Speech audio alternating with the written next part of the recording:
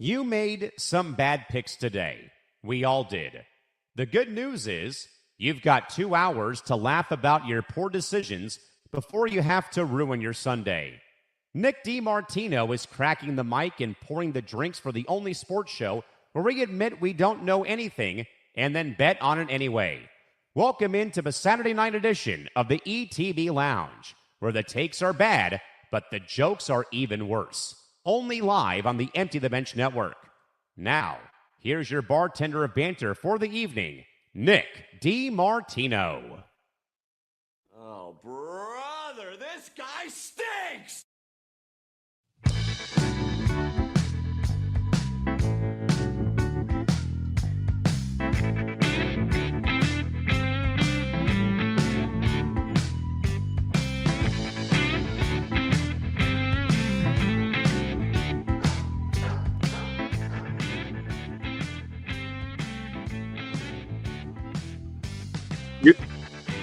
Sorry, I forgot to unmute my mic. 39, 40 people. This number's going up. It's like looking at the COVID death count. I'm just seeing the numbers go up and up and up. Let's go. Hello, everybody. Welcome in to another edition of the weekend edition of ETB Lounge. I'm Nick Martino. That's Nick Morgeson. That's Ben Cruz. That's John Ladder. And here is Liam. He just joined. Kind of. There's so many people, I can't help them join. I don't know how to do this. Yeah, wait. There we go. There you go. All right. So, I see Ben's repping his Patriots jersey. I guess the Patriots handled the snow a little better than you did driving. Oh, Jesus. Yeah. It's all right, Ben. It wasn't your fault. The other guy was at fault. So, yeah. That's You're all. okay. So, I feel okay to make jokes about it. Yeah. That's okay. It could be worse. As long as he's alive and kicking, that's all that matters. He's alive. He's not hurt. Everything's okay. I don't know if the car's okay, but No, he's it's okay. definitely fine. It's definitely fine. Hey, for sure. even the car is okay. So, Hey, therefore, no, everybody's you're okay. alive. That's all that matters. Look, Yeah. I don't know how I made it in the snow. First of all, I think that how you feel about snow is a very good proxy of maturity. If you love snow, you are a child. I don't have respect for anybody over the age of 12 who loves snow.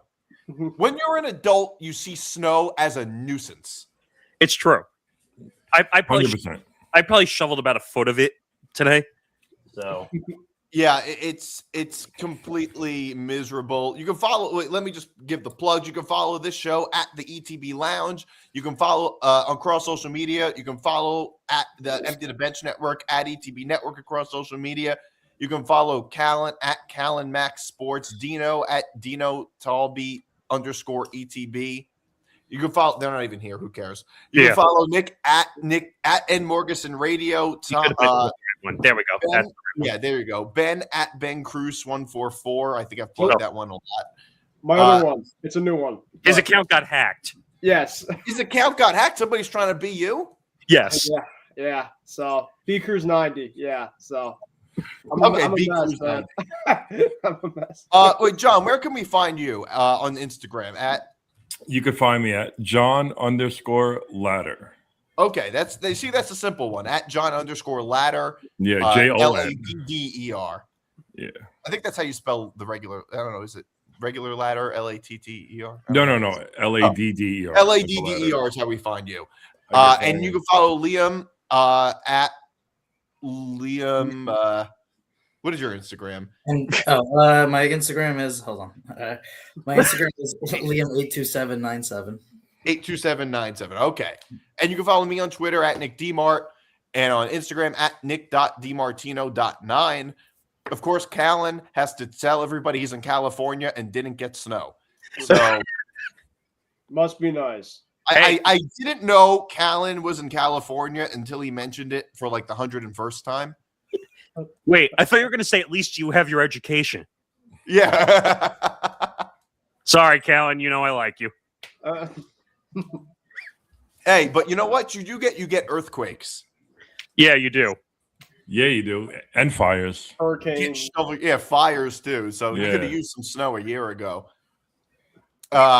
So here's my monologue, which I slightly had to I had to slightly alter, but a lot of the same stuff is there. I wasn't here last week because I was in Vegas.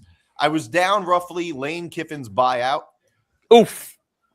You could also say I was, in other words, that's roughly 3 water bottles at Yankee Stadium.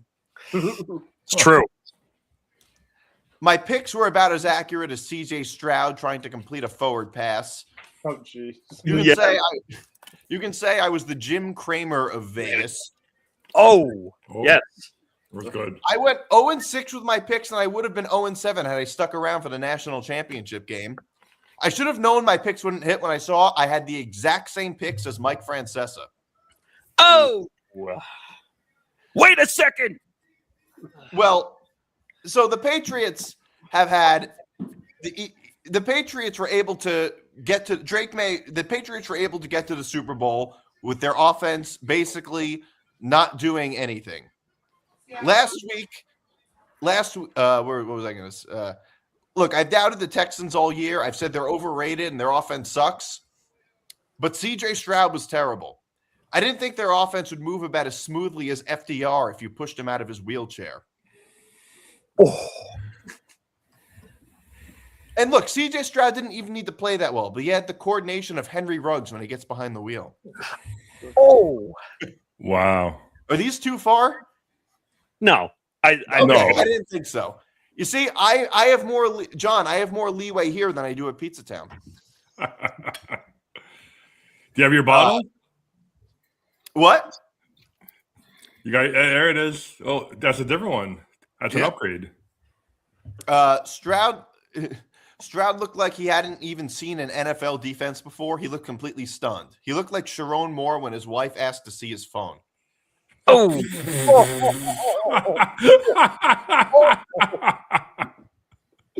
Yo. And since the Broncos prevailed against the Bills and it cost Sean McDermott his job, I'm not surprised that they'd fire him after his 9th season. I'd figured they'd give him between 9 to 11 seasons. Wow. Oh, geez. And it wasn't. Oh boy. And it wasn't without help from the refs.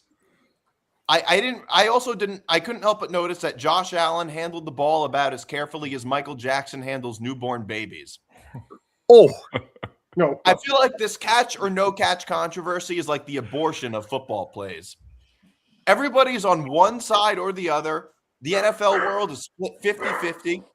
On one side is saying it's a catch, and the other side is saying it's not a catch until he carries it to term. Oh. I feel like we're on HBO. Like fucking Bill Maher. Oh shit. Hey, Well, I had to change it around a little bit. Yeah, no, I love too it. many stuff happened since. Yeah. And look, I lost all my bets, and I had the over in the Bears-Rams game. And I will say, my biggest issue with the interception that Caleb Williams threw is that it was too aggressive. Time was not of the essence. They never should have gone for the kill shot in overtime. I feel like that play, I felt like that was like the unsolicited dick pic of play calls. Oh boy. It was that would get you canceled today. things were going pretty smoothly. And then they went for it too late. And it killed the whole thing. It's like that Seinfeld episode when Elaine was on a date and the guy took it out. Mm-hmm. Oh yeah. Yeah. Yeah, I was sitting next to when I went to Westgate to watch that game, and I was sitting next to a couple of big Bears fans. And right after the game ended, they just got up and walked out. Now I know how you feel on Forecast every week. I mean, seriously, I railed on Bears fans last week, and apparently the Bears fans at our network didn't like it, so they messaged me privately behind the scenes and said, and I'm like, can you leave your bias? No, the Bears are the best team. No, they're not the best team. Stop. What were they on the last Forecast? Yeah. Okay. They were. Well, the Football Forecast is very disproportionately Bears fans. Bears fans, Jets fans. Anybody else? No, those are the only ones that have multiple fans on it, right? Giants. Yeah. Giants, you're right. Yeah. How can I forget the Giants? They're doing much better than we are. At least they have a coach. They at least have a coach. Look, Jets, They do have Giants, a coach for now. Yeah, no. Jets Giants though makes sense. Most of us are from the Northeast. The Bears, but here's the thing: we're not so biased in favor of the Jets and the Giants the same way the Bears fans are for the Bears. It's not quite the same thing. I mean, how many of us pick the Jets as the lock of the week every single week? Never.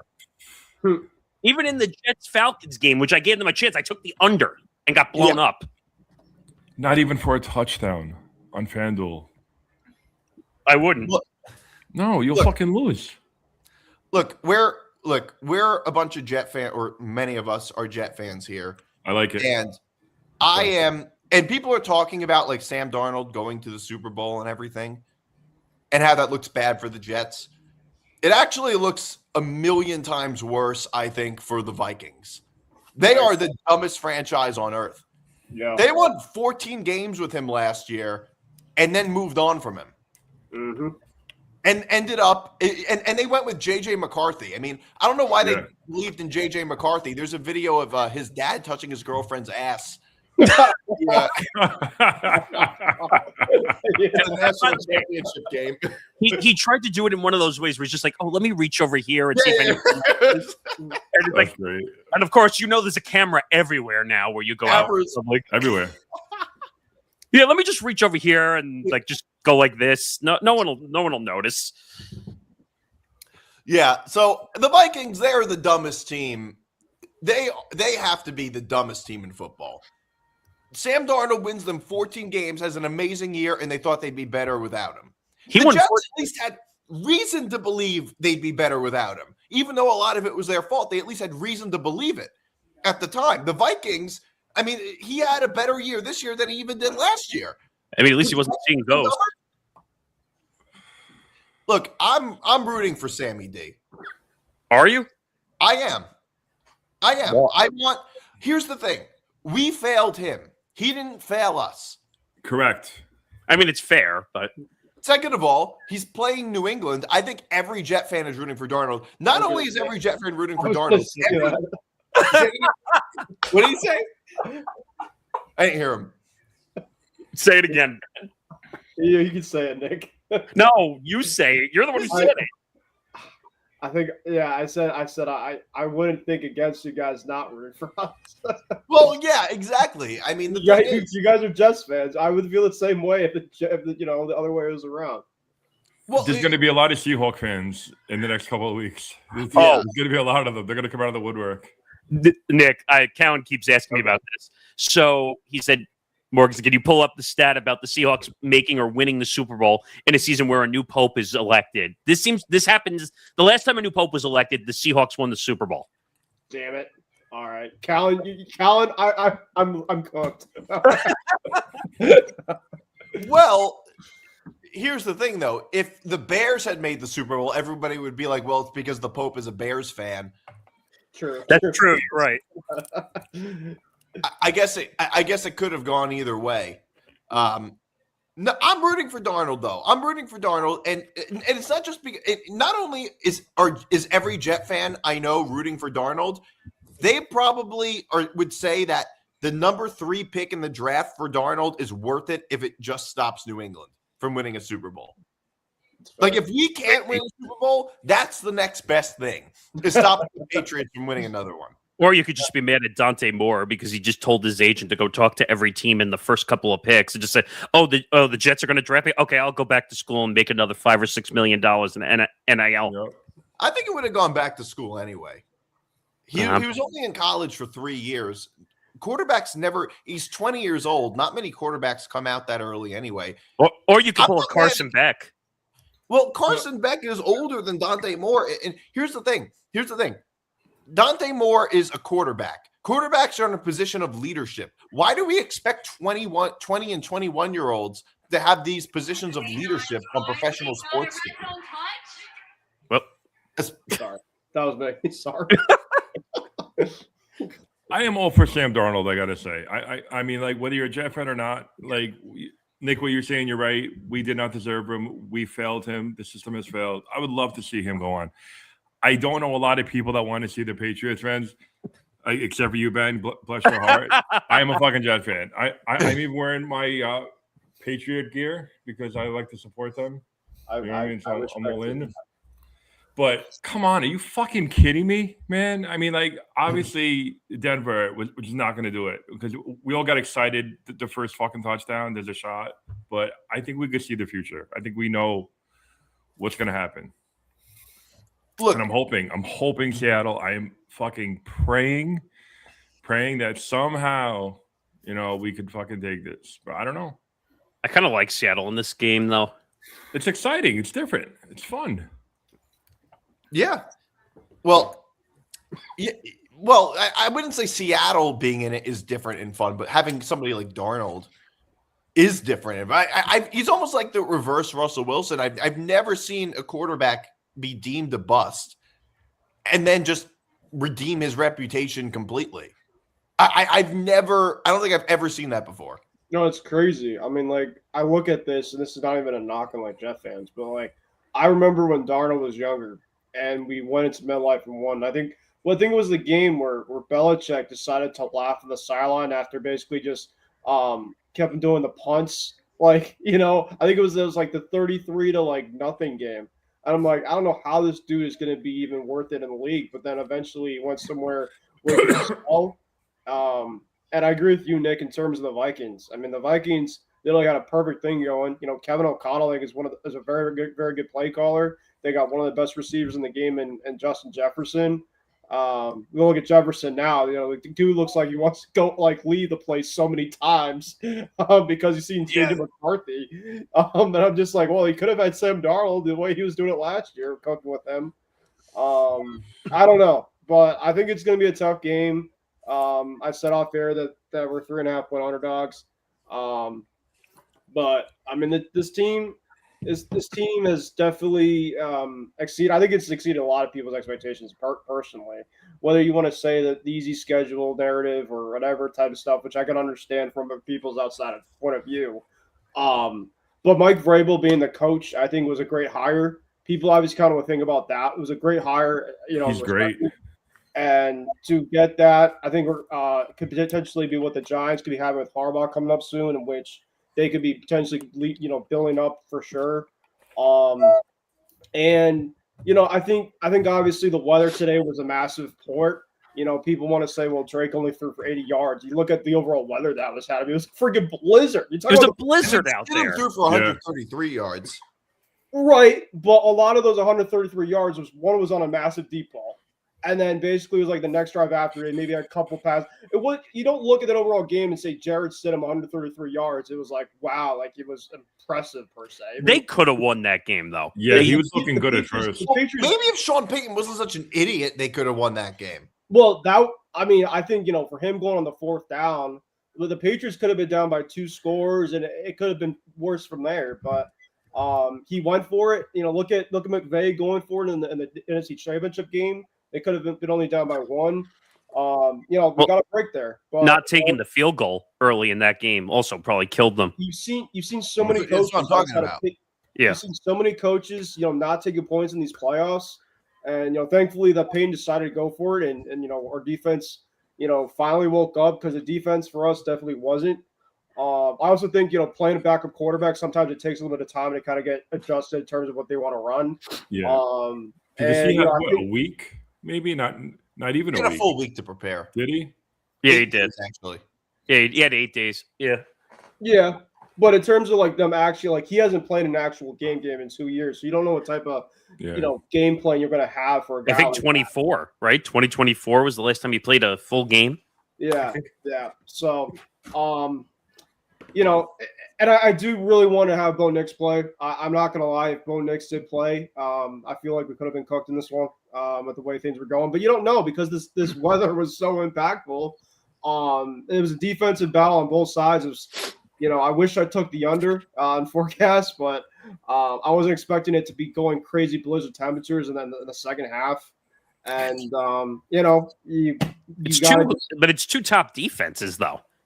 Our defense. I mean, Drake May, I think for most of this whole entire season was a big part to where we are. And then it's I agree. obviously ironic where Drake obviously didn't have a great playoffs, but our defense, which was kind of struggling in the second half, really carried us. So, I mean, people want to say what they want to say. I mean, the fact is that the team is back, and in year 2, Drake May, it's crazy. Yeah, I mean, definitely, I do think that there's a chance to, we'll see what happens. But do you think Vrabel's coach of the year? I think he's up for it.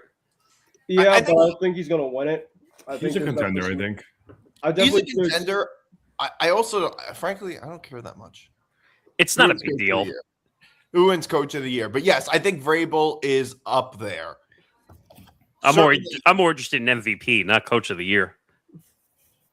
Yeah, I don't know. I mean, Brian Daboll won coach of the year. I guess anybody could win that. I mean, go ask Kevin Stefanski how that worked out. Well, Kevin Stefanski. Speaking of Kevin Stefanski, we can talk about this. Jamel Hill was not happy with the. Oh with my the God! Did you see the tirade she went on social media? She basically was saying it's a black community, a black whatever, and like she just started and said like, "Oh, Deion Sanders, this," and well, first of all, hiring a coach because a lot of the fans might like it is one of the dumbest things you could possibly do. Of course it is. They just had a black coach too. Yeah, it didn't work out very well. but hiring Deion Sanders for that reason would be the stupidest thing possible.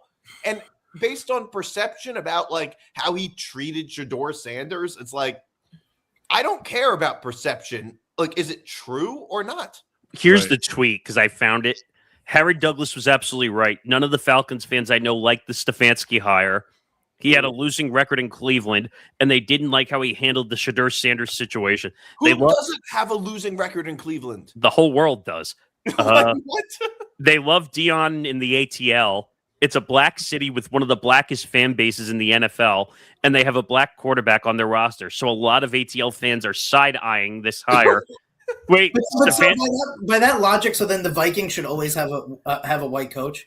Always. I guess Based so. on that, yes. Well, I don't know. Maybe they should have a Somali coach, but so then people are calling her out in the comments, and then she backtracks, which is what everybody does when they make a dumb comment. Where did I say I have an issue with Stefanski? I said ATL fans. But like, how did she did say Atlanta fans? Yeah, I wish she would just say Atlanta. How many Atlanta fans does she even know, though? Probably none.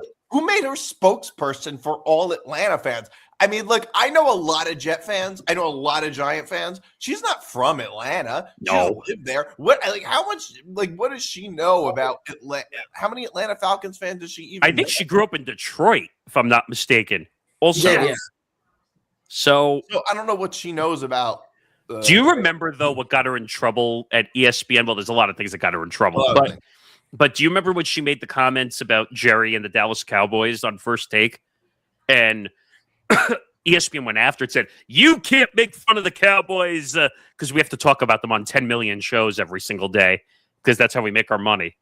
But she made some ridiculous comment and she got reprimanded for it. And I'm trying to see if I can find it. But about the Cowboys? I don't remember that. It was about Jerry and about money and the way the NFL was handled. And I don't know. I'm trying to find it. I don't remember that. I'm trying to see if I can find it. Keep going. I'll find it. Hey, guys, really quickly, I just want to say something about the Super Bowl. I don't know. Has the Super Bowl ever had a coaching matchup where it's been both the same guy's first name, Mike versus Mike? It's had to have happened before. Okay, I found it.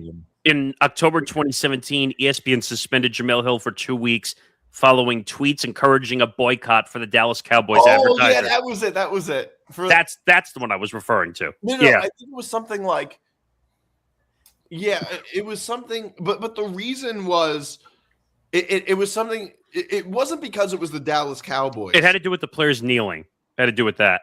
Right. Wait, hold on a second. Wait, with Jerry Jones, when he was saying that no Cowboy is going to kneel or something? Yes, that's it. Okay. No. That's not what you did. No, but it says the tweets were in response to Jerry Jones' statement that players who knelt during the national anthem would not play. Oh, I remember that. It was because she encouraged a boycott, not of the Dallas Cowboys. Yes. Of Dallas Cowboys advertisers who are also ESPN's advertisers. Yes. And they basically said, no, you're not affecting our bottom line. No, you can't do that. That's written in fine print. You can't go on social media with hundreds of thousands of followers and tell people to boycott advertisers. Can we just call ESPN the Dallas Cowboys network because they just talk about the Dallas Cowboys 24/7? I'll defend them for a second. The reason they talk about the Cowboys so much is because the Cowboys have a lot of fans. They're a huge fan base. They don't win anything, though. That's not the point, though. Winning things doesn't determine how big of a story you are. I mean, look, the Yankees haven't won anything in 16 years. They're still the biggest story in New York. So, let me know, Nick. What? You were saying that the Yankees haven't been in the World Series. It's fine. I said, Cook, let him know. At least I'm not. At least I'm not like two Bears fans on here where I defend them even when they're shitty teams. Sure. No, you're right about that. No, I thought the funniest thing was watching the Bears win because you were just on such ultimate copium. I was. It was ultimate copium. Like you went to Twitter and you were just like you wanted to put an asterisk next to the Packers win. You were like, you're celebrating too much. Ben Johnson shouldn't be this happy. Oh, Nick, you had to be there when we were actually watching in real time against the Rams. Nick was about to lose his shit. It was crazy. I was in such a great mood when the Rams won, and I could see Caleb walk off the field dejected. Look, at that point, I didn't feel. Look, at that point in overtime, I didn't care. I wanted the game to go to overtime because I had the over in that game, and that was my only hope of the over hitting. Fair. I actually also had the Rams first half, and I lost that bet too. I lost everything. It was 10-10 in the first half, wasn't it? Yeah, but I would have won I would have won it though if the Rams had scored a touchdown instead of kicked the field goal. Oh yeah, that's right. I would have won that. That makes sense. More unnecessary wagers on the list. Yeah, exactly. It's not just unnecessary wagers is a way of life. Exactly. Yeah, I agree with that. It's not just a podcast. And the crap tables, they were ice cold until maybe Saturday. Makes and sense. Sunday, the day I was leaving. They were ice cold for most of my trip. Then they got a little better. Sometimes, when you're at the table and somebody Liam understands this because he gambles, but I don't think any of you other guys understand this. I do. I've played at the tables before. You play craps? Yeah. Oh, okay. So you know how when you're at the table, I do roulette.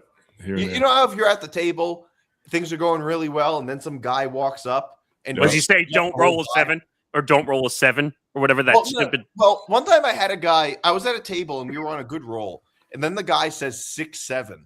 No, he says 6-7. No, and then the next roll was a 7. No, that's what I'm talking about.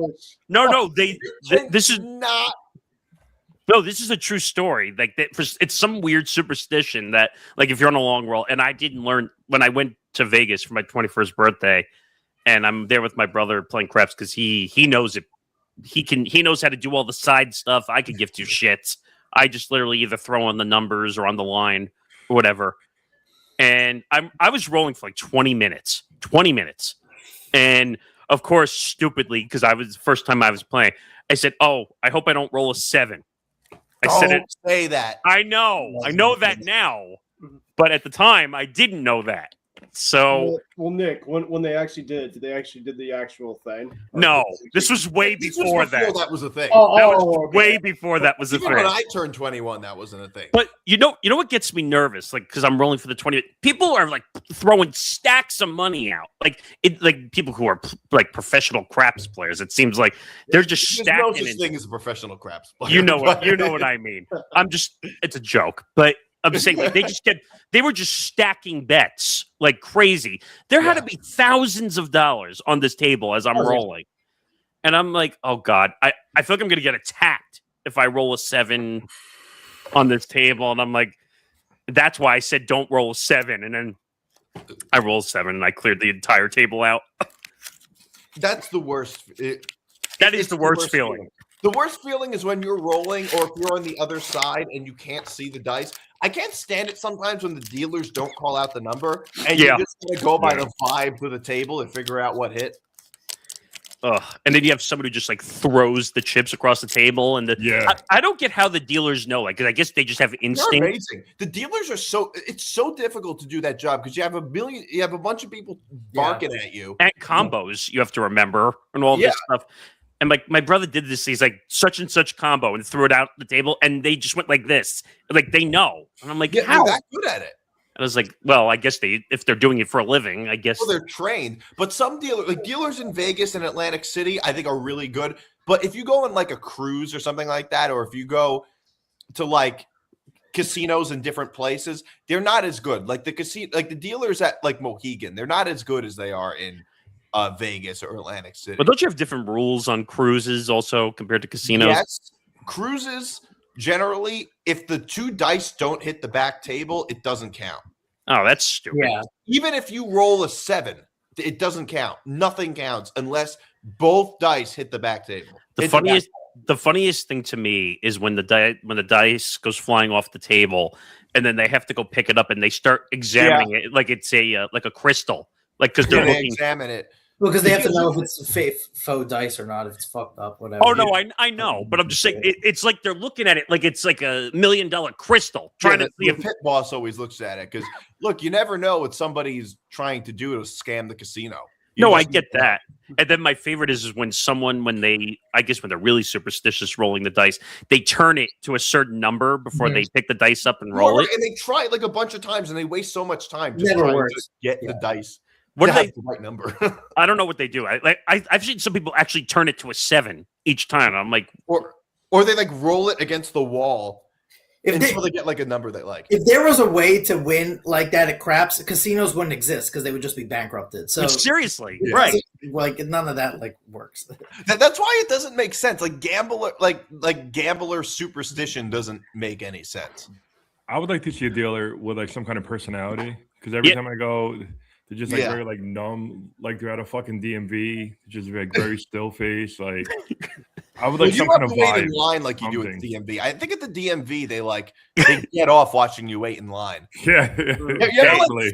I would if I worked at a DMV. They make you go to the back of the line and then wait again. Well, technically, they get paid to watch you stand on line. So that's basically. That's basically what it looks like. They definitely get satisfaction by saying, "Oh, you got to go on that line." If you waited like fucking 30 minutes to go on this line, you didn't get happy. You didn't get the eye test. You got to go to this line. Yeah. Or sorry, you didn't check that you wanted your organs donated when you die. I'm an organ donor. I'm really big on organ donation. I don't need my organs when I'm gone. Well, you donate more to the casino, so your donation is already filled. Look, I don't need my organs when I die are about as useless as Iowa's offensive coordinator. Oof. Fair. That's fair. So the way I see it is, I'm an organ donor. I don't need my organs. But some people think that they're gonna like not save you if you're an organ donor. Yeah, I don't get that. I mean, I get it. I just don't think it's true. Maybe I'll change my mind if I see stories about that. I think I am a donor. I'm not even sure. I don't remember. I could be. Just check your license. In line and check. Just check your license. Yeah, check your license. It should be on your license. Usually. Yeah. Oh, it's in the car in my driveway, and I'm not gonna read for the stuff. Fucking sucks. It says whereabouts in Vegas? I spent most of my time at Mandalay Bay. I stayed there before. And Luxor. It's mostly look, Mandalay was dead. But by the way, I have a question. I've never seen someone do this. You go to Vegas and stay at one casino. Yeah. What the hell is that? You do. You got to mix it up. And Luxor's right next to it too, by the way. So no, we didn't do that. We didn't stay. We stayed at Mandalay. We didn't. Where did you play? When you said the tables were hot, where did you play? We played at Mandalay, Luxor, New York. Okay, so we did move a little. And MGM Grand and Westgate. We went to we didn't stay at one casino. No. Did you go to the old strip and the new strip, or did you stay on one? We just stayed on. What's the new strip? The old strip. You talk about downtown. Yeah. Oh, wait, is that like where Westgate is? No, No. Or it's pretty far. It's not that. It's like Old a couple Vegas miles or off. something they call it. Yeah. I forgot what they call it. No, we didn't go there. We just stayed. We just stayed on the Strip. But How was the food on the trip? Did you go to downtown some is of the where places? the food is amazing, but yeah, downtown is where the Golden Nugget is. I need to go to the Golden Nugget like I need a hole in the head. Jeez, that is like one of the oldest casinos around. Oh my god, it's old. It's old. It's cheap. I mean, everything about it is old. Even the waitresses that work there are Oh, old. jeez. You know what I did check out when I went? I had to go check out the Rio because I wanted to see, because that's where the World Series of Poker was played on TV. Yeah. Mhm. So I'm like, all right, I'll check out the Rio. But it felt old, like compared to everything It else. was really old. Yeah. It I was mean, like, shit. Westgate used to be called. What was the Westgate called? It's newer now. What was it called? It was a more jerk sounding name. It was. Let's see. Oh, it was called the International Hotel. Wasn't it the Hilton? I think it was the Yes, Hilton. yeah. It was the Las Vegas Hilton, is what it. Yeah, used it to was. Yeah. God, who stays in a Hilton anymore? be. And there's actually there's actually like a Woody Harrelson movie.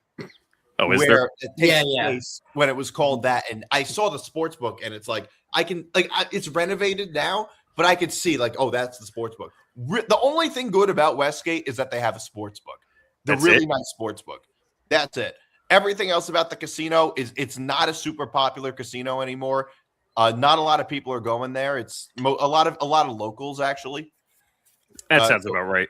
go to that casino. It's not, but from my experience, I thought Mandalay was a little.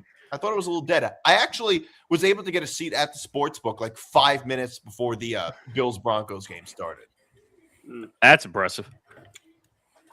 That's how dead it was. So, did you go to any of like the chef places, or did you check out any of like? Because a lot of Food Network hosts that have great places to eat down there. Wolfgang Puck's place. I've gone there. That In place Vegas. is really good. It's also like the food in Vegas is so unbelievably expensive. I was Oh, like, It is. I suffered a stroke looking at those prices. Like, I'm trying to think. it's like you you look at some of these steaks that they serve. Now I didn't get the steak. I understand steak is expensive, but it's like $88 for like a steak.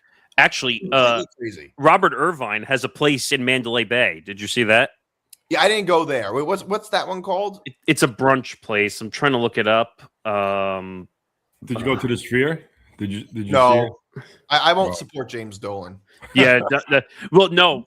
Oh, now you got to run for the hills because now you went against him. He's going to use. Yeah, he's going to use facial recognition technology. Technology. Not allow me into Madison Square Garden.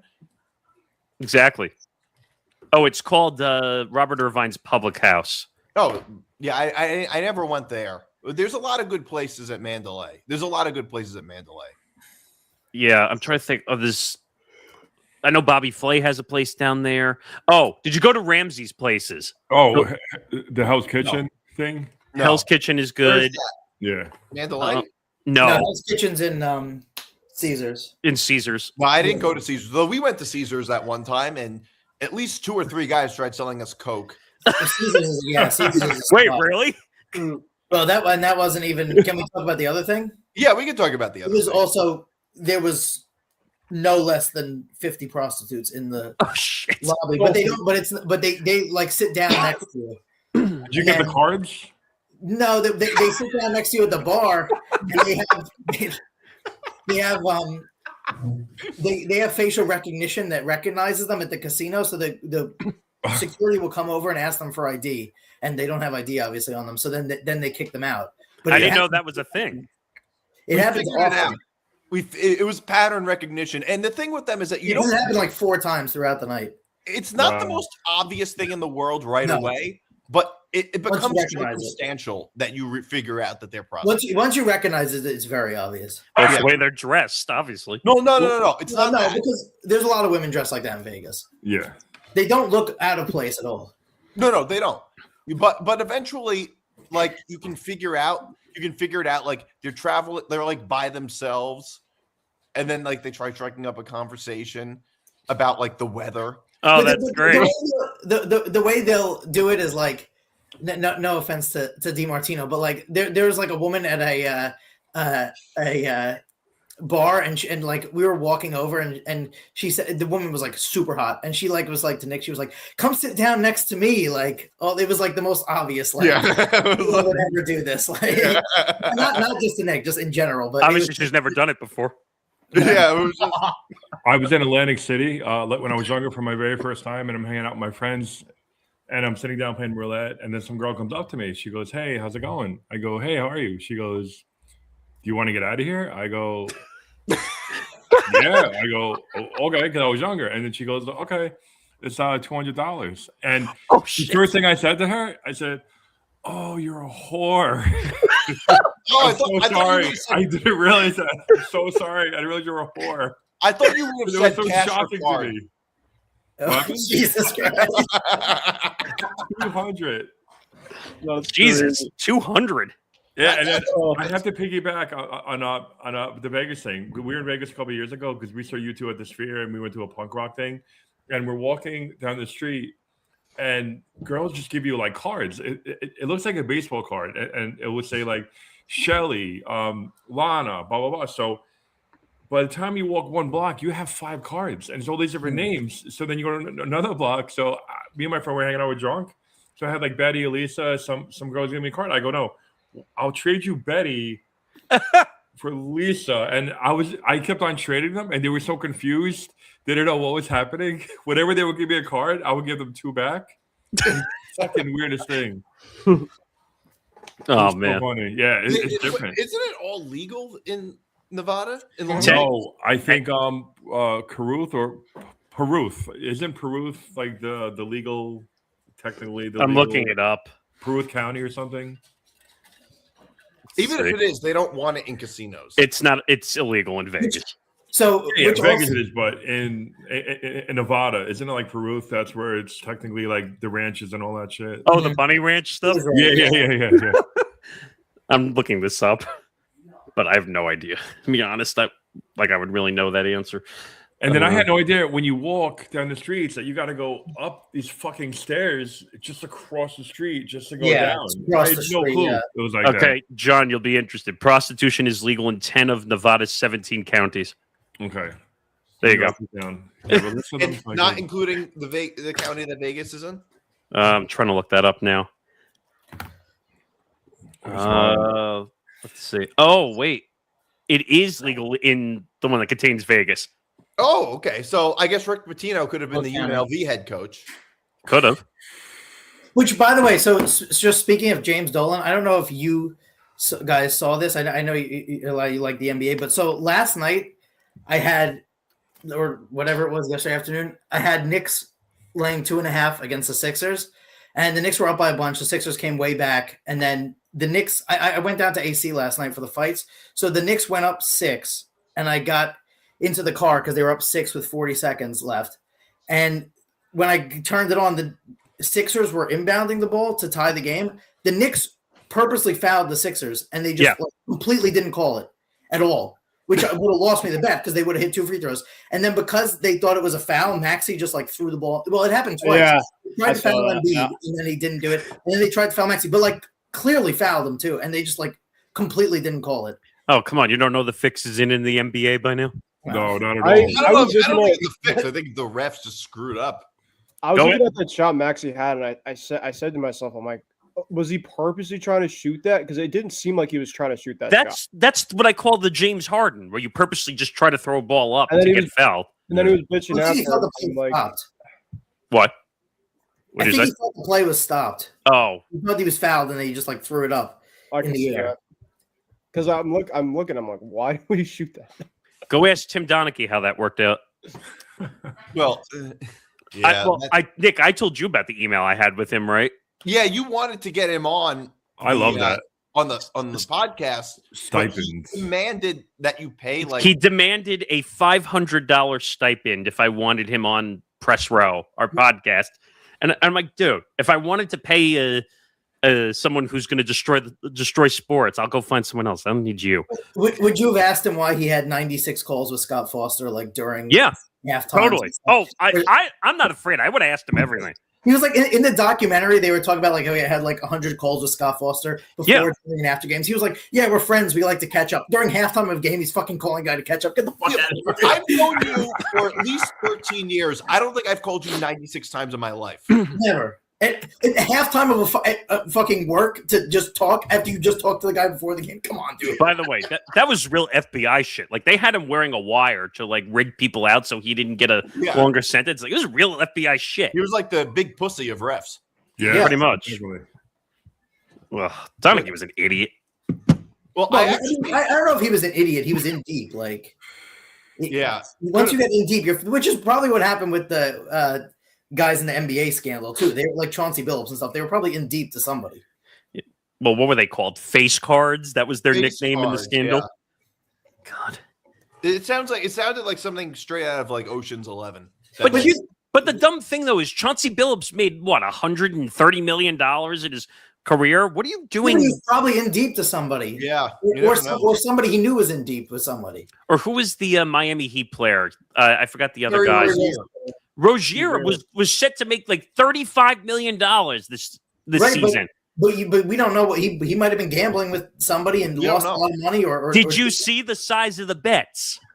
Yeah, but the mafia says to him, listen, you owe this amount of money, so here's what you're going to do. You're going to go under on this amount of points. No, I get that. Yeah, I get that, but if you're making $35 million, why are you making bets that are like $25,000? That doesn't make any sense. Well, because we don't know what the situation was that he. We don't know. No, Liam. I agree with Liam. We don't know what the situation was and why he would do it. I don't think it's as simple as he just was so stupid that he risked all that money for a $25,000 bet. I think that's probably not true. I think it was a series of bad decisions that led him there. Which is why he was desperate enough to do it. It was the same thing with Jonte Porter. Like, I don't think Jonte Porter was just such an idiot that he faked an eye injury to get out of games. I think he was in debt. Go ask the Cleveland Guardians about that too. Which before that scandal, I didn't even know you could bet on pitches for strikes and balls.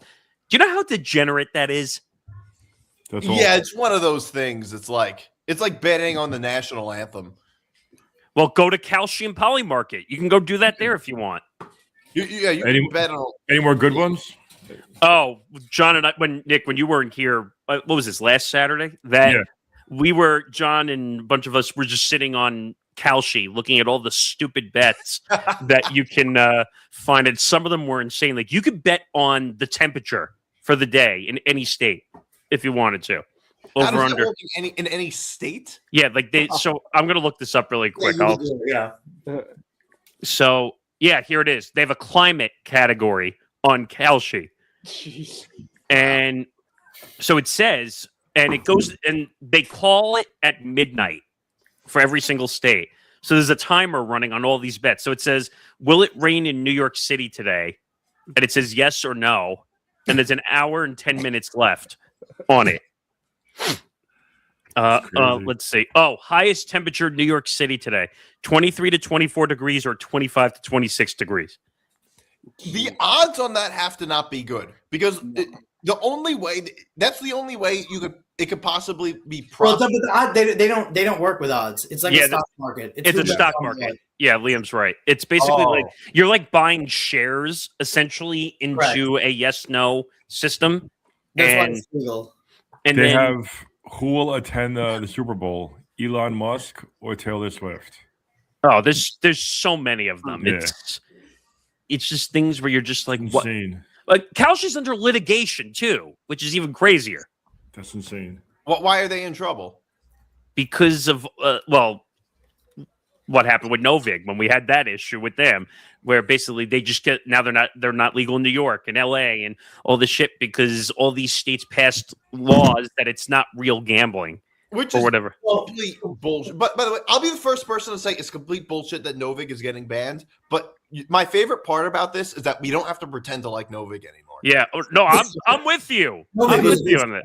But I will say that in states like California, because sorry, Callan, but the politicians in California are lacking a lot of brain, they don't have legalized sports gambling, which has meant that Kalshi has moved into states like it's legal all over the place, but states like California, Florida, and Texas that have a major population that don't have sports gambling, and now they can essentially, because you can bet who will win, Patriots or Broncos, whatever. Yeah, you can bet that. So they've irritated the markets now. If you look at the stock prices of a lot of like DraftKings and stuff, they haven't done well because of Kalshi being, or they did well the other day because Kalshi got banned in Nevada, but Kalshi being legal in other states. Well, DraftKings and FanDuel now have their own prediction market apps now, which I found out about, which I think is going to be a complete failure, if you ask me. But because I think the states that have FanDuel and DraftKings are just going to say, fine, we'll ban you if you have a prediction market attached to you. They're actually banned in Massachusetts. They said as of January 2026, Massachusetts is banned from Kalshi for predicting sports. But Liam, what were you saying?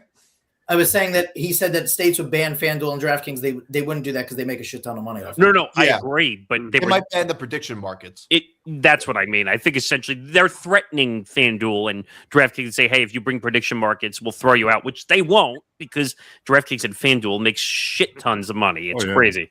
Well, I mean, look, gambling laws make no sense. Across the country, they don't make any sense. In Florida, every game needs to be card-based. That makes no sense. What difference does it make if it's card-based or not? Well, and only Hard Rock is legal in Florida, which is a problem. That's not corrupt at all. Well, it's corrupt, and I don't know if you know much about that, but like Hard Rock is run by the Seminole tribe, so they don't have to adhere to any laws. So like, there's a lot of stories about people winning at Hard Rock. First of all, they don't allow like a lot of stuff like surrender and stuff like that in their blackjack games, which is a problem for some people. But they win at Hard Rock, and Hard Rock will say, "Oh well, you were an advantage player, or you were card counting, or whatever," and the player has no recourse because they're run by their own system. The tribes, So they don't adhere to any national law, any federal law, anything like that. Well, why do you think the tribes are so interested in getting casinos? Because they can do whatever they want. Yeah, pretty much. Like that's their rules when they run it like that. Well, that's why you don't gamble in Florida. No. Just do it in Vegas, Atlantic City, Connecticut. Well, is Mohegan? That's run by the tribes too, right? Yes. Mohegan Sun is, yeah. Hey, you can tell everything at Mohegan is like named after the weather. Yes. Like the sun casino, the sky casino. Yep. Wind, whatever. Like they have a new everything. He says underdog prize picks horse racing equals California wagering. That's it. That's all they have. But prize picks and underdog are not sports gambling apps. You can't really bet on the spreads and stuff. It's just over under, right? It's a lot of player props and shit. Yeah. It's basically what DraftKings was when it first started before sports gambling was legalized. But horse racing is true. I've been to Santa Anita in California. They do horse wager, but most states had horse wagering. Oh, most states had horse wagering before they even had sports betting. Correct. I was in Connecticut, and before sports betting was legal there, and I went to Mohegan. They didn't have a sports book, but they had a race book. Yeah. Well, doesn't DraftKings have its own DK horse app? Yeah, most of them do now. I don't get the horses. I'm not big on. He doesn't like. He doesn't like horse gambling because he doesn't know how a horse feels or something. But he gambles on dice, which is an inanimate object. But then,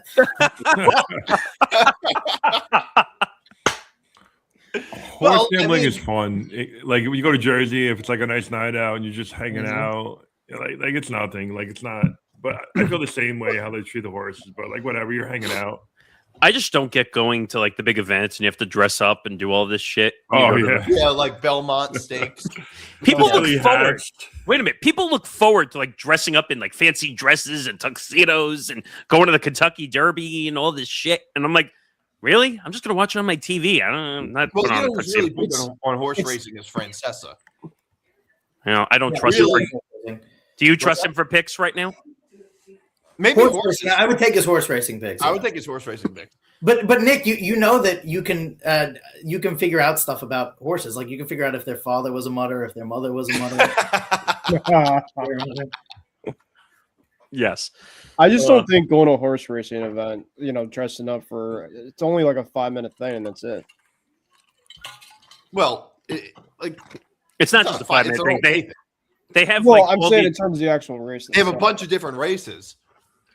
I don't think you got to dress like a fucking idiot to go to a horse race. Like the stupid hats and just the ones that the women wear, right? Like that's like over. Yeah, it's like you're traveling back in time 100 years. It was like what Naomi Osaka came out to at the Australian Open. She looked like she was wearing a fishnet. Did you see that, Nick, or no? Yeah, I heard about it. She literally looked like she was wearing a fishnet and like almost like wearing a veil over her face, like she was walking out to be to a wedding. Oh. And I was like, really? Is this a fashion show? Oh, yeah. I see. Oh, Callan said it best. She looked like a beekeeper. She did. It was the weird hat with the veil over the face. God, I feel like Callan is really like the spokesman for California gambling.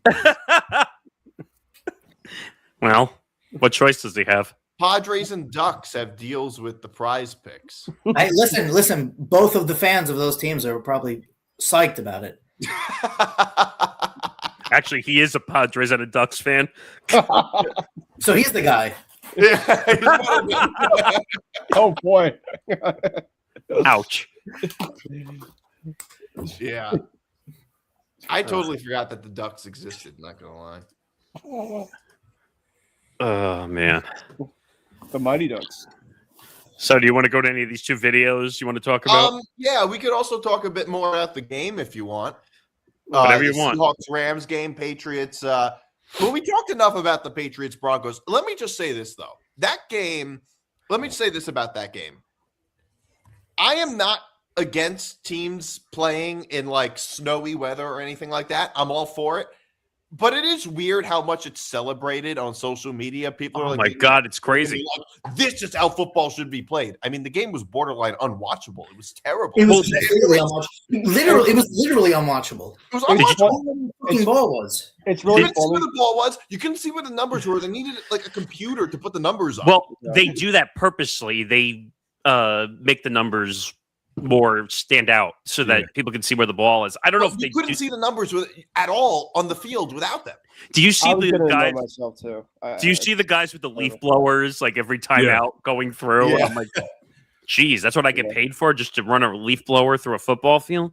Yeah, that's going to do much.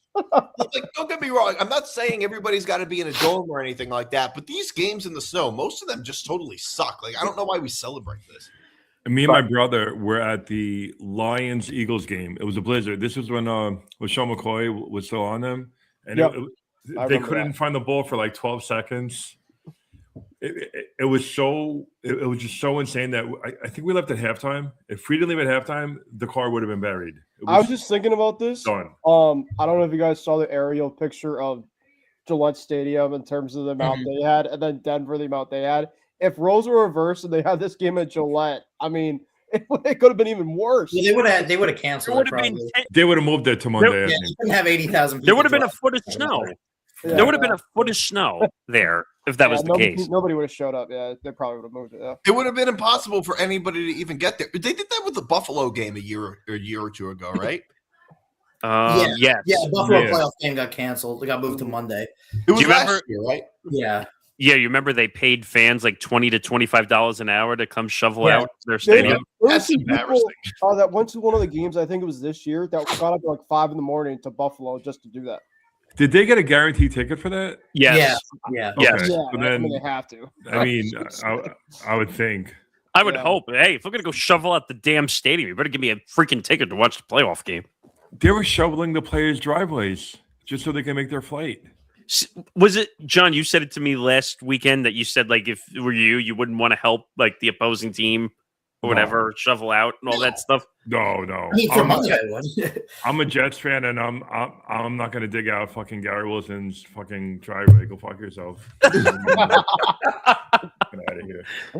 By the way, sorry. By the way, Max Kellerman already an hour ago on Twitter. Congratulations to the Seahawks for winning Super Bowl 60. I love Correct. it. Correct. I can't. Max Kellerman, yeah, surprise, shocker. Max Kellerman hates the Patriots. Well, He no, was always a Patriot hater. Wait, hold on. Wait, well, let me just say this about the game real quick. So first of all, it was the snow affected it. It was really hard to see anything. The field looked like my nightstand in college. But Yeah. the Patriots, I said this to DiMartino off the air. The Patriots won 3 games in which they literally did nothing. They did nothing against the Chargers. They were CJ Stroud was horrible in the first half of the game. Handed them the game. They still almost didn't win the game. Today they won on 2 reviews. One, a backward pass that was I thought was a ridiculous call. Secondly, 7-7. I do not understand how they are considering that he got the first down on that. No way he got the first down. He was way behind the line. Anyone could get the first down if you never blow the whistle. So the Patriots won like that. I think, honestly, what you said about Kellerman, I think that game, Rams-Seahawks, was going to be the winner. I think the Seahawks are going to destroy the Patriots. The Patriots don't have any offense to set up to it. They've done nothing. I can't disagree. I can't disagree that they've done nothing. But also, look, the Seahawks are going to be favored. I think they're going to be like what? 4.5-point favorites right now. They'll probably go like 5.5. I get it, Liam. I really respect your take. But I will say this. Wait a minute. This sounds like a Grant Winsauer take on the Bears. No. I'm not. A little bit. I'm not. But in fairness, Ben is defending his team after they won, whereas Grant is defending a lock of the week for the 8th week in a row. Well, no, he would say, "Oh, I hate Aaron Rodgers, and that's why I picked against the Steelers," which is just crazy. Okay. Yeah. I don't want to hear that name. Was it our fault? The things that happened that we want happened? No, it's not your fault, but I'm just saying, honestly, I think that the Patriots are in the Super Bowl, and we still honestly don't know if they're a good team. Honestly, I don't know if we know they're a good team. Wait, but is that going back to the schedule argument, though? Because you play the schedule that's in front of you. That's the thing. We can't win. We can't win. If we lost today, people are going to flash us saying, well, you lost your backup quarterback. Well, I agree with Ben's frustration slightly, even as a Jet fan here, that I think people are – you got to play the schedule that's in front of you. You play the games that are in front of you, and unfortunately, Bo Nix gets hurt in the last game. Yeah, that's not the Patriots' fault by any means. It's not their fault, but I agree with Max Kellerman's take that I think the Seahawks, the Rams Seahawks game, both those teams were so good versus the Patriots. Agreed, they have a very good defense, but I don't think even Patriots fan can say that Drake May has had a terrific postseason because he just hasn't. There's the offense. I'll counterpoint that though. What is the reason why we made the playoffs? Was it because of our defense mainly more, or was it because of our offense? Well, I honestly think it was because you played a very, very easy schedule. I knew you were going to say that. I think if anything, it was more the offense. Our defense was terrible in the second half of our season, so essentially we switched places. Yeah, but I think the defense saved you so far in the playoffs, though, until this game. Agreed, but with if you look at how the Seahawks have played, the Patriots will have to put up a lot of points to keep up with the Seahawks, and I don't know if they're capable of doing that against the Seahawks defense. Well, look at the offense. I get it. I'm not disagreeing with you on that. All I'm just saying is, hold up. Look at the offenses that the Patriots have played. They played the Chargers with no offensive line. Okay, so now you're using the scheduling argument. Well, no. I'm not. Well, no, I'm just talking about how they played the playoffs. It's going to be a completely different animal going up against the Seahawks. Hold on. They played the Chargers without an offensive line. They played CJ Stroud and Jarrett Stidham as their offenses. Seattle is going to be a whole nother level than who the Patriots have played in the postseason. That's not even arguable. But you're saying, but Stidham's a backup quarterback. I could use that argument too. That's what I'm saying. But I'm saying what they played against this year in the playoffs, Seattle is levels above that. That's the point I'm making. I just find it crazy to think that they're going to crush us. I do. I don't think they will. Liam said that. I don't think they're going to crush the Patriots. I think our offense is going to be he's going to be on the West Coast. I don't think weather's going to be a massive factor like it was in this game today. I think we're going to be able to move the football. And I think a lot of our losses that we've had this year is because we've beaten ourselves. And the Steelers lost, we fumbled it 5 times. The Raiders lost was the first game of the season, so it's really kind of hard to pick that. We won the first game of the season last year against the Bengals. We were one of the worst teams last year in football. So I think you have every right to celebrate. I'm not even celebrating like crazy. I mean, it's the fact that we're back. I think JSN is going to be your biggest issue defensively. I can't wait. Honestly, that guy's I'm monstrous. so excited for these next 2 weeks to watch all the pundits try to pronounce Jackson Smith and Jigba's name. Oh yeah. I heard they got the guy that used to be the announcer for the Oakland A's in to do the. Hey Nick, just let's not have Mad Dog do it, okay? Yeah. I don't know. Or what was the other? What's the pitcher's? Oh, Cam Schlittler. Or he would say Shitler. Well, who's the guy on the Yankees? Not a big baseball guy, but Michael K called him. Michael K called him Jizz. Who was the guy? Oh, Jazz Chisholm. Every New York broadcaster has said Chaz Chisholm at one point. Yes. Everybody. I'm trying to find the one Raven. I think his last name is Fagot. And Is I remember. Hold on, I gotta find it. Diego Faggot. It's Diego Fagot. Oh God. And I remember something tells me it's like French or something. It's 100% Fagot or something. Yeah. Thank God he doesn't. Thank God he doesn't come up before Nick Castellanos in the lineup.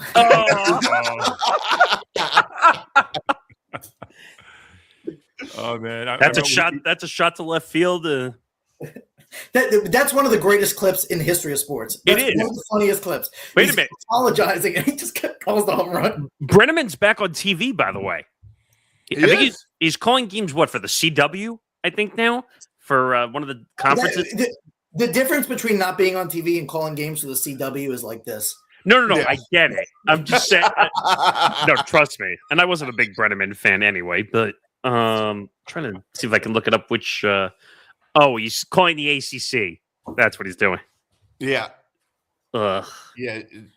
He had a really good job too. He was calling the NFL for Fox. He was doing a lot. But he was doing that was Cincinnati Reds that he was doing. Yes. I think that of all sports to call, baseball's got to be tough.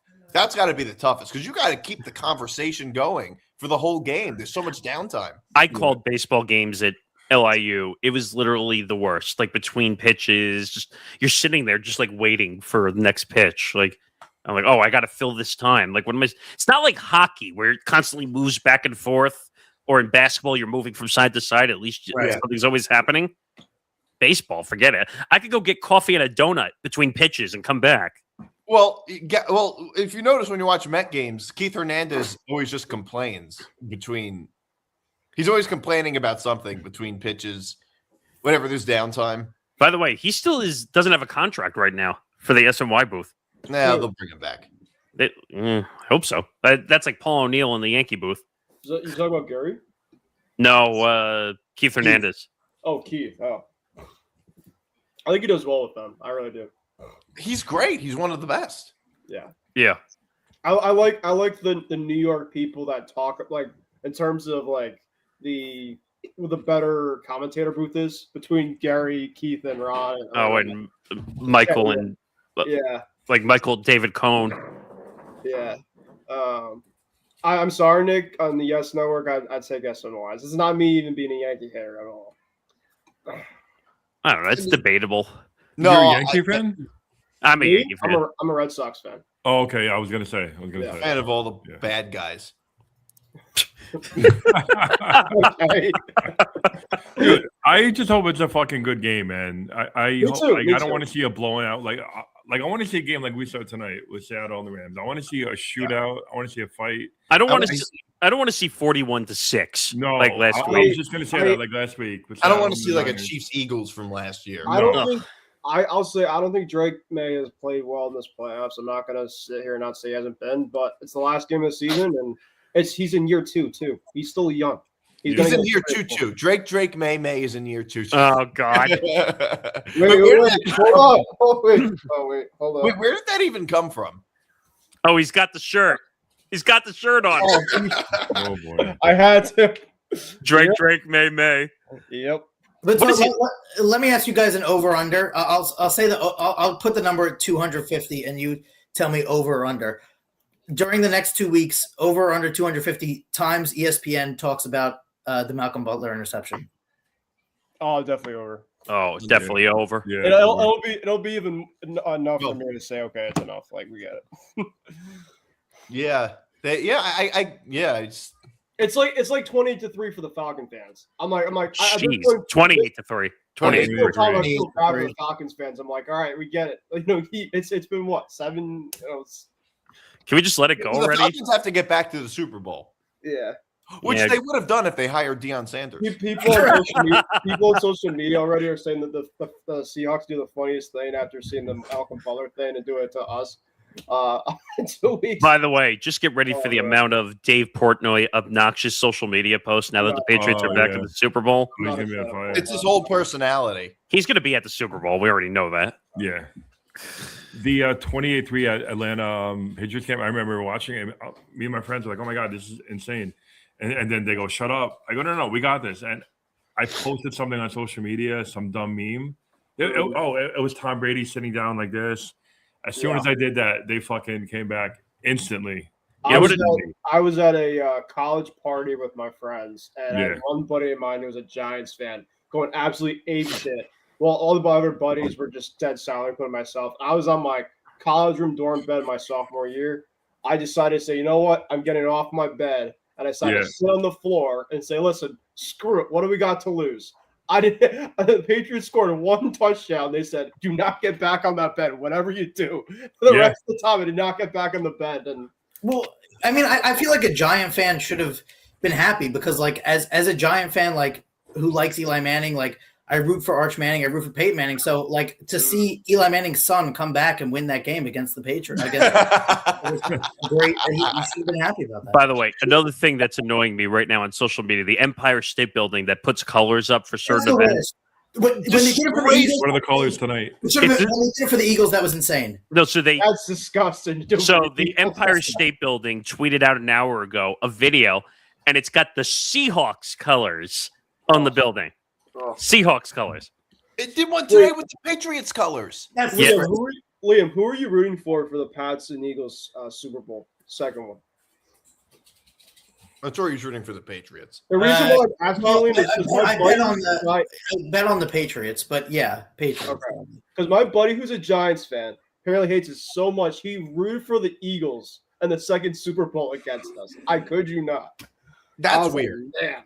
I mean, I hate the Patriots, but the Eagles winning the first Super Bowl, and also the other thing that's stupid about that is if the Patriots had won, the Giants would have been the only team to ever beat Tom Brady in a Super Bowl.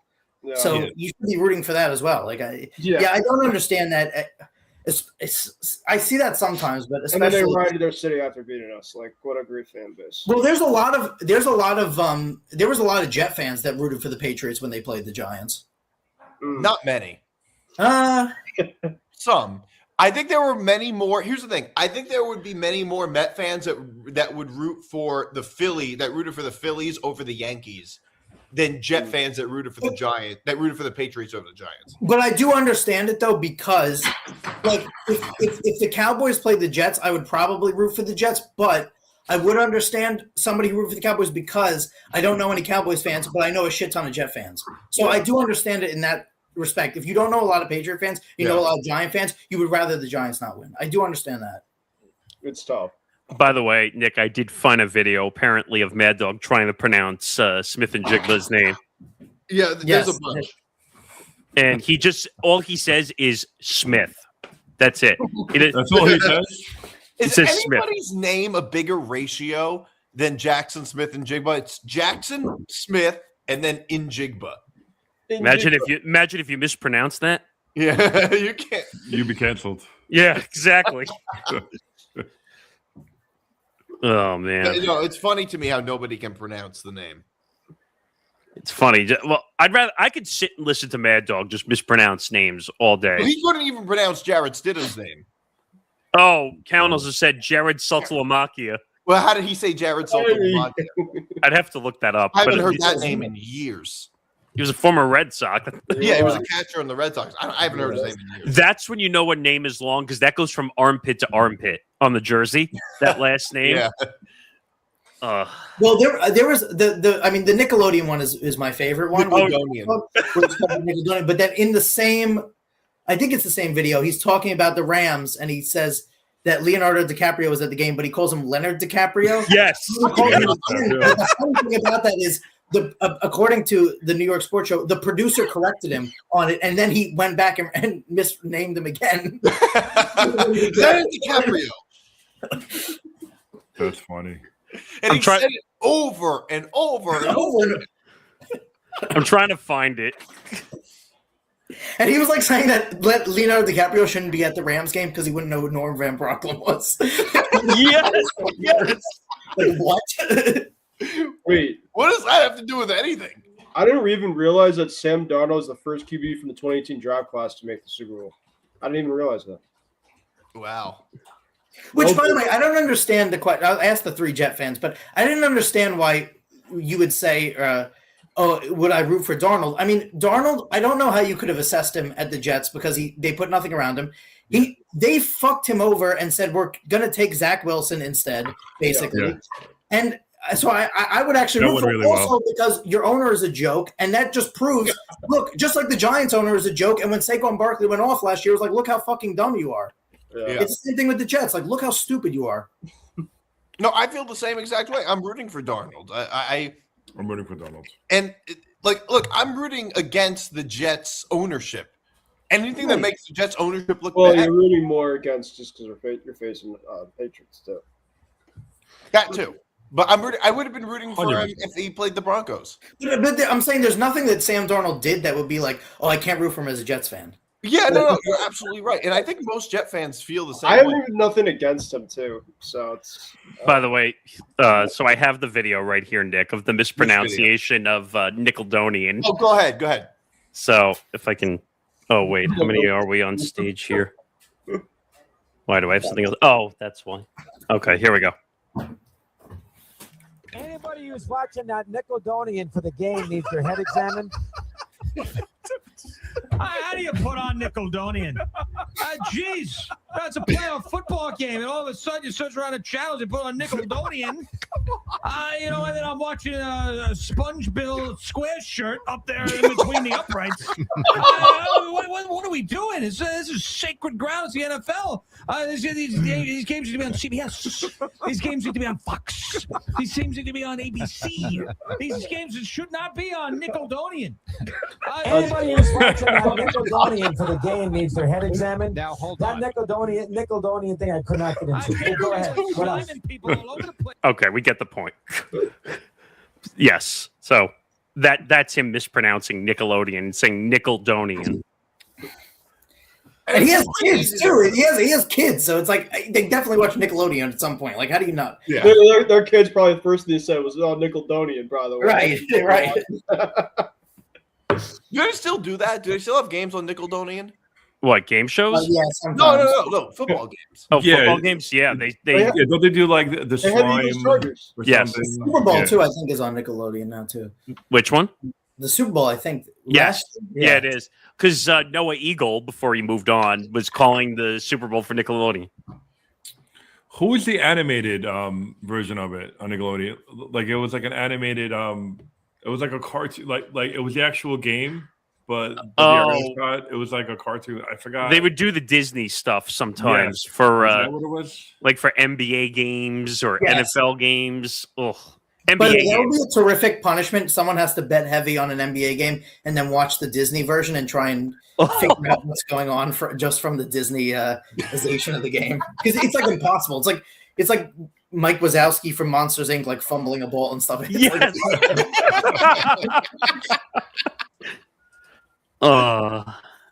Man. Good times. Oh, it was what are they doing? They're doing Super Bowl live from Bikini Bottom featuring SpongeBob and SquarePants characters. Oh, great. That's funny. Great. I would like to see. I would like to see First Take do some debates on the Well, you know, First Take's going to be there, and Nickelodeon characters. And don't worry, Stephen A. will bring his political show down to the Super Bowl too. Yeah. Well, yeah.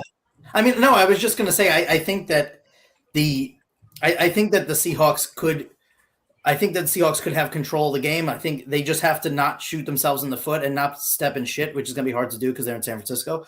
But I do think I mean, Liam, they did beat San Francisco. Seahawks did about a month ago. So yeah, right. But I mean, I would say too, though, Ben, even if the Patriots got killed in this game, I think that they have to look at it as they're way ahead of where they should have been. Oh, they 100%. did way better this year, and they're playing. I think they've sort of been playing with house money. 100%. That's what I think people have to realize is they've already been up there. I picked them to win 7 games this year. I really did. I'm not gonna lie. And this team's in the Super You are not happy right now, Ben. You are not. You should be so happy right now. You guys have advanced, and you don't look happy. You should be like you look like me, sad. Like he doesn't want to be like you look how I should look. How I should look right now. You should be like our Bears fans right now. You should be over the top, saying why they're gonna win the Super Bowl by 50 points. And I would the time I was pumped the most was when Drake had that run for the first. And by the way, that call I did read after the fact. This was from a Boston Patriots reporter. He said that play specifically, Josh McDaniels called, but Drake may actually made the call. He decided to go against Josh McDaniels after 3rd and 6. Sometimes you got to do that. Yeah. Everybody was shocked when that happened too. So, but yeah, Seattle's really, really good. I hope it's close. That's really it. No, you don't hope it's close. You hope the Patriots win. Yeah, you hope the Patriots. Yeah, you hope the Patriots. yeah. I know. Obviously. So my question is, Ben, are you going to be too afraid to bet on the game? Oh, I'm not betting on this game now. Oh, come on. You should make a bet right now, live, right here. If you guys already lose, have the stake in the game, you don't really need to. Yeah. If you're a fan of one of the teams that are playing in the Super Bowl, Oh, you don't bet, but you don't bet on Jet games. I'm not betting against them. Stop, you do. I bet against them constantly. I typically bet against them though, and so it's a little different. Most of I don't always bet on Jet games. I'll say but this: if the Jets were in the Super Bowl, I don't think I would bet because I don't feel like I need to. Well, that's no fun. Well, we don't do fantasy situations here that'll never happen. But Yeah. but yes, but you do have a stake in every game the Jets play. So I was going to say you want fantasy situations. Go over to Review and Preview Network instead. Well, can now we do a bet right now with Ben? Like, if the Patriots lose, he's got to wear like a Seahawks shirt or. Hey, John, you want to hear something? So when we lost the Giants 17-0, the day after, because I have a lot of Patriot friends of mine and Giants obviously friends of mine in elementary school. So one of the guys made a bet that if our team lost, one of my Patriot fans had to wear a Giants jersey the next day in the morning. And you guys remember Jump Rope for Heart? You guys ever do that event at your school? Like, where you had to, it was for charity. You had to jump rope. What was it called? Jump Rope for Heart. I remember that. I don't. Yeah. So the day after in the morning, we had an event called the Jump Rope for Heart in the morning, and everybody from our class was there. And legitimately, I just show up. I had the biggest, disgusting face on me, just walking around. All these Giant fans are just doing this to me. And all of a sudden, I see my buddy who's a Patriot fan wearing that Giants jersey, and I just look at him and I say, tough. It was terrible. It was awful. But by the way, Nick, did you catch what they changed the podcast title to? You and I were discussing. Yes, which was 1925. And the social media page is new. One of the funniest things, unintentionally one of the funniest things. But it's called 1925, a Giants podcast. It's a horrible change. And I was a horrible change. Big Blue Avenue was a much better name. Well, at least you knew what you were listening to when you heard Big Blue Avenue. Who's even doing? I'm so late on this, but who's even doing the halftime show? I totally Bad Bunny. Bad Bunny. Bad Bunny. But don't forget, you got Turning Point USA doing their own All-American halftime show. And I think he's going to wear a won dress. Super Bowls with Lady Gaga. I'm trying to remember who else we had. Jeez. But Tom Petty, Liam, my dad was actually at the Pats Giants second Super Bowl. So you'd like that. Oh yes, the second time in Indianapolis. Yeah. No. Actually, I'm sorry. He was at the first in Arizona. Yeah, when we beat him 17. Yes. Yeah. I mean, I don't know. It's going to be interesting, but I just don't really see much of it. But it's also going to be heavy Seahawk crowd, very heavy Seahawk crowd. I agree. It's like an hour. It's like an hour flight from Seattle. Yep. 8-hour flight from. So maybe 60-40 Seahawks fans.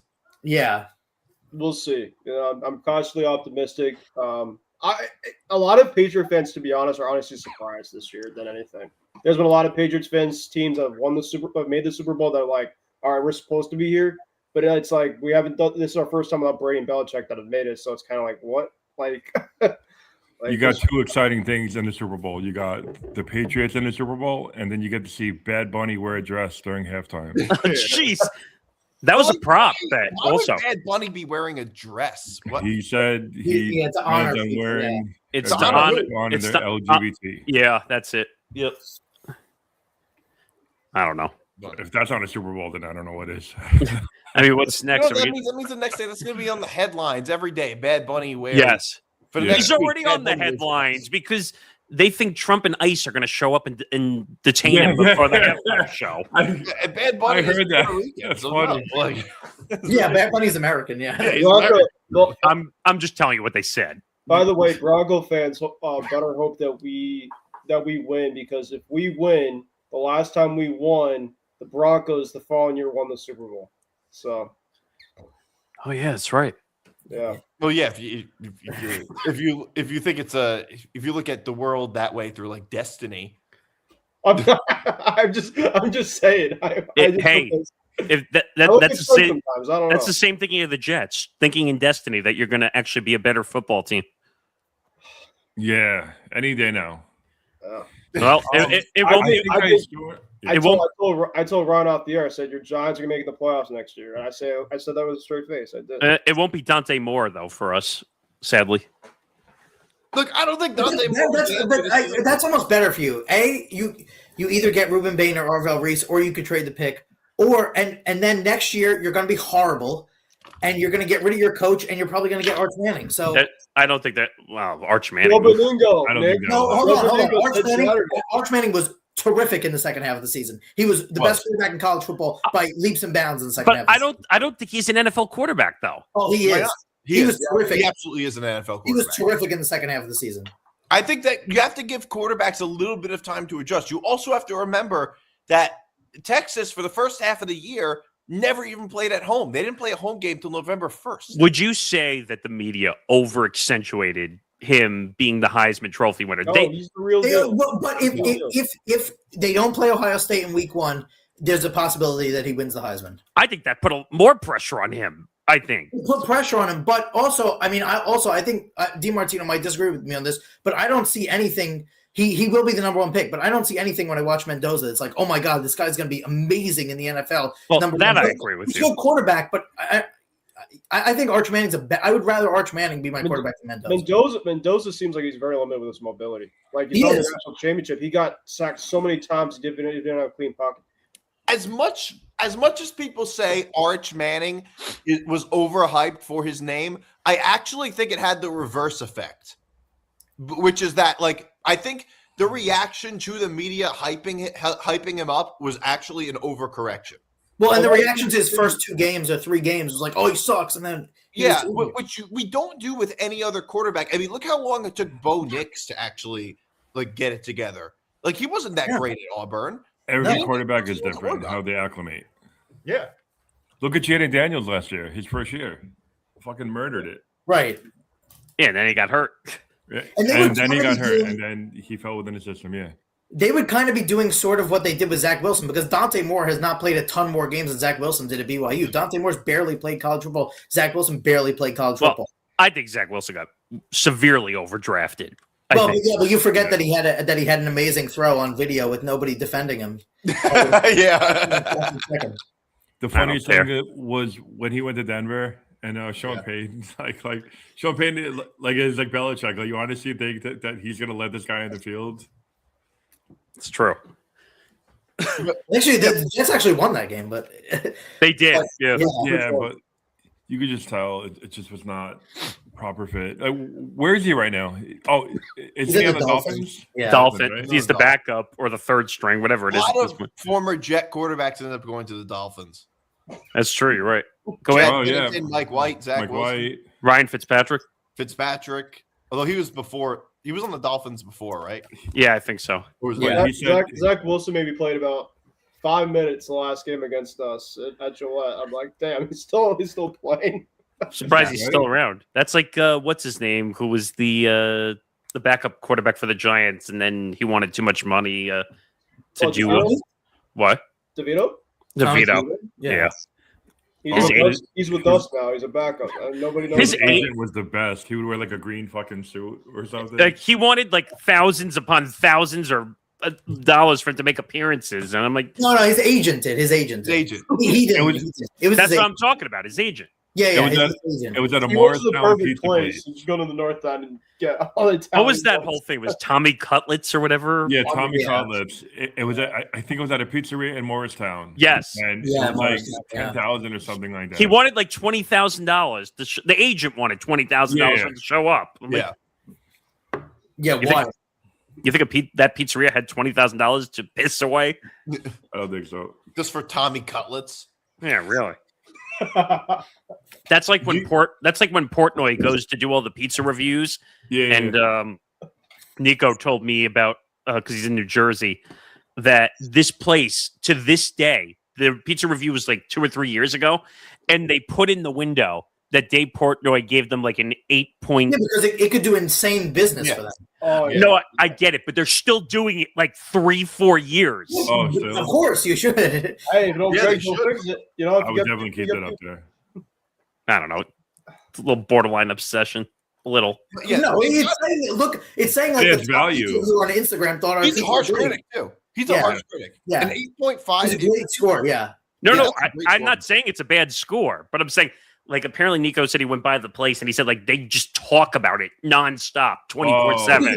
That's different. If you just have it, if you have it on a storefront, I get that. But if you're talking about it like fucking Vietnam stories, then that's unnecessary. That's literally what it was. He said, like, they don't stop talking about it. It was like 4 years ago. Yeah, well. Wait, can we play? By the way, we haven't roasted Gene Steratore yet.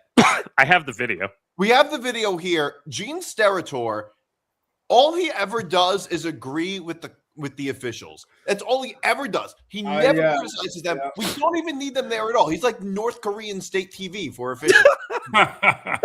He's like a teleprompter. Basically, anything that the person that said originally, just say the same thing, but maybe add some words. All right, let's take a look at the video. Played that way. Each play is so huge, a turnover will be catastrophic. It's 3rd and 4.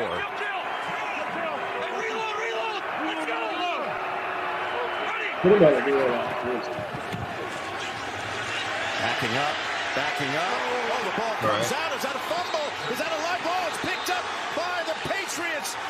And that is a touchdown for Ponder if they call it a fumble. And the flag is down. Ellis put the pressure on. You just talked about that before the snap, Tony. About you can't turn the ball over here. It just felt to me right here. I'm like, this feels like you're going to get it, and I know New England's going to come after you. And I'm like, this is where turnovers could happen. You got to protect the quarterback, and this could be a touchdown. I don't know what the flag is, but when I say a turnover could be catastrophic, I mean, to me, it's probably intentional grounding. Yeah. Offense number 8. Ball's placed at the spot of the foul. Lost it down. Worked out. Never seen a home crowd so happy to be the recipient of an intentional grounding. It's the intentional grounding. I think we need Gene for this one. Yeah, that's what Alex Kemp was talking to Barry Anderson about. Alex Kemp was ruling forward pass on the play. When Stidham goes this way, he's pushing it with 2 hands, forward, not backward. That's why the flag hit the ground. The rest of the officials are playing it live and letting it go. But after discussion, they went with intentional grounding. The last little flash, as you said, Gene, two hands trying to shove it forward, and the ball came out. I mean, that's basically it, right? I mean, wait, no, but doesn't he change his mind? Does he? Or am I They're calling thinking that a pass, and it's Yes, intentional that's grounding. right. No one's in the area. It doesn't get back to the line of scrimmage, Yes. etc. And you're thinking, is it a fumble? But I would look to see if it's a backward pass, because that's the only way it would be. Oh my God, Touchdown Tony for New Romo, England. shut up! It's so bad. Vrabel puts the challenge flag back in the pocket. Does that ball go forward? Because if it goes backwards, After that is discussion gonna on the be a field, touchdown. it was a backward pass by the quarterback, picked up by New England. It'll be first down. I was shocked that since it was At the spot of backward pass that he didn't get. Hold on. All right, Gene. What? After all of But I was that, shocked since it was backward pass happened. Like covered first, by they New got a England, touchdown. first and This is it. This is it. Yeah, they did, and because they blew that, he can't get the advancement of the backward pass. So they've got to give the defense the ball at the spot of where they. There it is. What an idiot. Wow. That was it, right there. He literally just said, that's a forward pass. They overturn it and then says, yeah, you got to give them that. You got to give that to the defense. Oh, I Imagine decided. getting paid millions to literally be a review guy. Just I decided to go back and look at the replay myself, and I decided to change the call on my own. Is anybody in the world a more, like, he's literally a professional, useless person. Like Mike Carey was when he was first the original referee that was in the booth. Like, why do we need some guy? Why do we need some This guy? This is the debate of, do you need an officials analyst to review plays? And the answer is no. You don't need one. I think it's good to have one. My issue is not that they have officials analysts. My issue is that they're not good at it. They're just so bad at it. Like, well, why do we even have you there when you just go with whatever the refs are saying? Just so you know, he does it for the for March Madness. Also, he's the replay guy. Yeah. But first of all, Tony Romo and Jim Nantz have gotten so bad, it's crazy. For instance, just on that play, if you watched it, he picks up the ball. The refs blew the whistle at least 30 times, and Jim Nantz is like, is this a live ball? They blowing the whistle nonstop. Secondly, I don't know if you guys noticed this play. Ben might have, because he was more locked in. There was a play where Jarrett Stidham got rushed, and the next play, Tony Romo said he's going to have better protection on this drive, and the second he snapped the ball, he was sacked. Like, literally.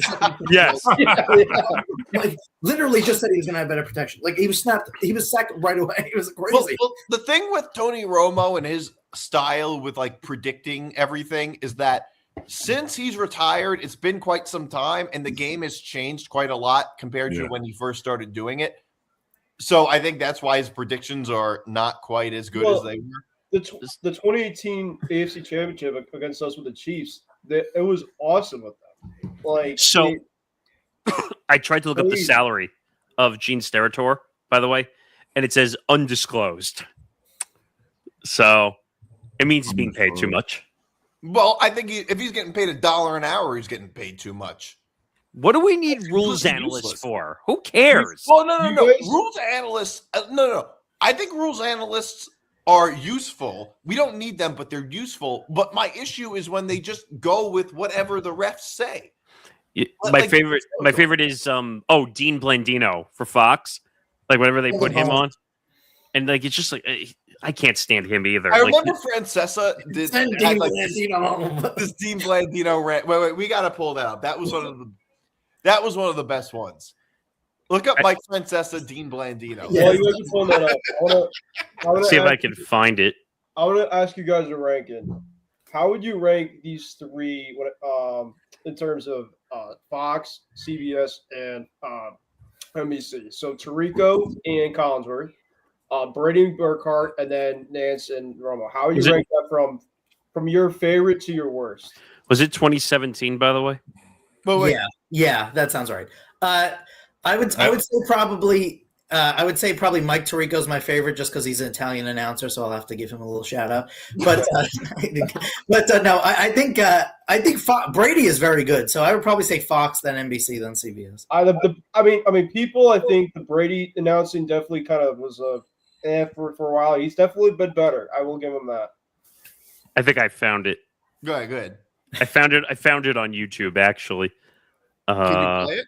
Yeah, give me a second. Okay. I have to get it in here. That was an all-time classic. Francesa ranting on Dean Blandino. Here it is.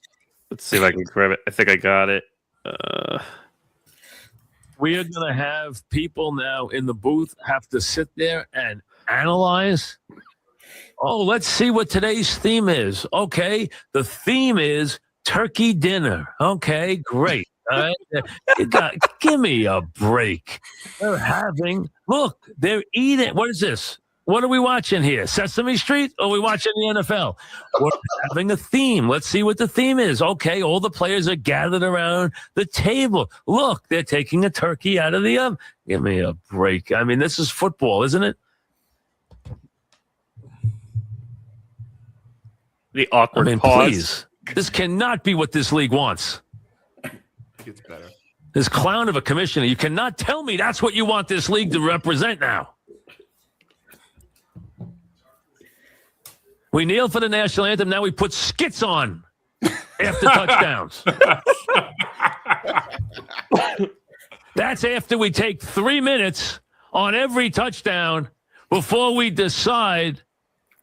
Yesterday, when McCown when he sends Anderson long for the touchdown, and then we think he might have stepped out of bounds, we are now going to spend 10 minutes deciding whether he stepped out of bounds, and now we have no idea if it's a touchdown, no idea if it's a celebration. So now we have this suspended animation, this time of completely suspended time. There's nothing going on. We just wait. Is it a touchdown? Is it not a touchdown? And now we wait for minutes upon minutes. And listen, send Dean Blandino home, okay? He is awful. Every time I've seen him, he's been wrong. He has not one time been right. Why have him guess? And then you know what he said? I deserve half credit. Half credit. This is the guy who used to run the league, and now he wants half credit on TV. Because he got the call wrong. I said it before, and then I changed my mind. I should get half credit. You shouldn't be there. That's about There's one man who can do that. What? I said that was it. That was it. Okay. Yeah. And when he says just one man who can do that job, I think he's talking about Mike Pereira. Right. Oh, God. I remember when they had Pereira on the booth, too, at one point. There's an all-time video, by the way, Nick Workson, just because you said about the awkward pause. DiMartino's definitely seen this, where someone calls Mike Francesa and says, only one National League team has ever gone to the World Series back-to-back years. And then Mike Francesa, who's on radio, counts in his head since 1940. Like, it's like dead air. And then, like, he's like, it's like dead air for like seconds. Like, 41 Cardinals. But then, like, goes back to dead. It's like an all-time the guy says something. He's like, "Hang up! I can't think while he's talking." He's like, I feel bad for the technical producer of that show. He's probably like, "Do we go to backup? What the hell?" His pauses were, you know how they say, oh, in radio or TV, you have the pregnant pause. They say in broadcasting, so you get because you're supposed to like not talk like a robot and it's fast. Like, and by the way, his show is probably the most memed show of all time, or most gift of all time. Oh, for sure. There's a clip out there. I don't want to play because I don't want to get in trouble for that on the video side. But when his show was simulcasted on the Yes Network, and they come back from break, and he's on his computer. Like he doesn't have the because he wore those stupid. I used to call it like a fork. The headphones, like, because it was like that weird thing and it was connected on each side because he didn't want to mess his hair up. And like, so the music is going and he has no clue. They're back from the break and he's literally just on his computer, not even looking up. And he gets mad at the producer and the board up in the other room. Come on, guys. Why didn't you tell me I'm back from break?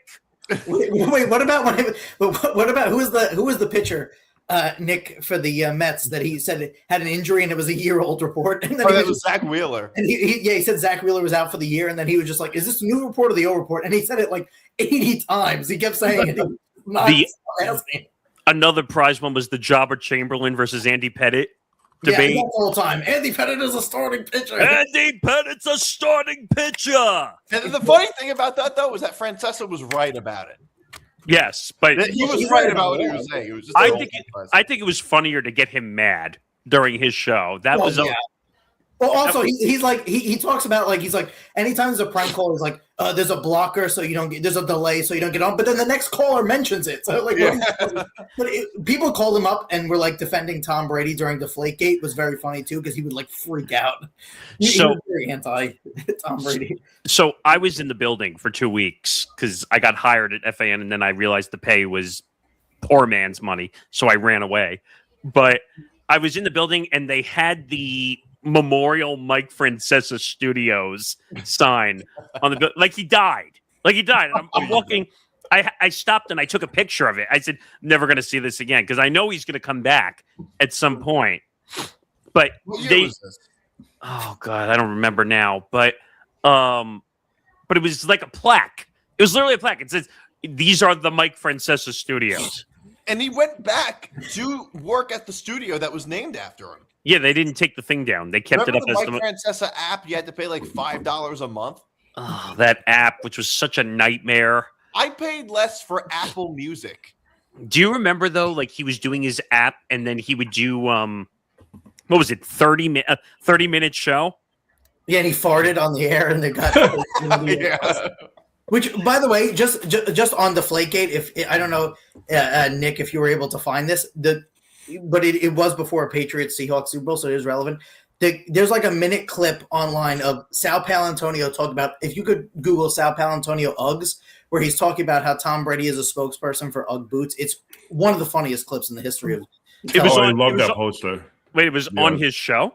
Yeah, it was on. There should be a video of it, but it was on The Herd, and he was like, Tom Brady was lying, and who does he want to sell Ugg boots to? Women, and women hate liars. Like he was. I know what you're talking about because I remember the rant.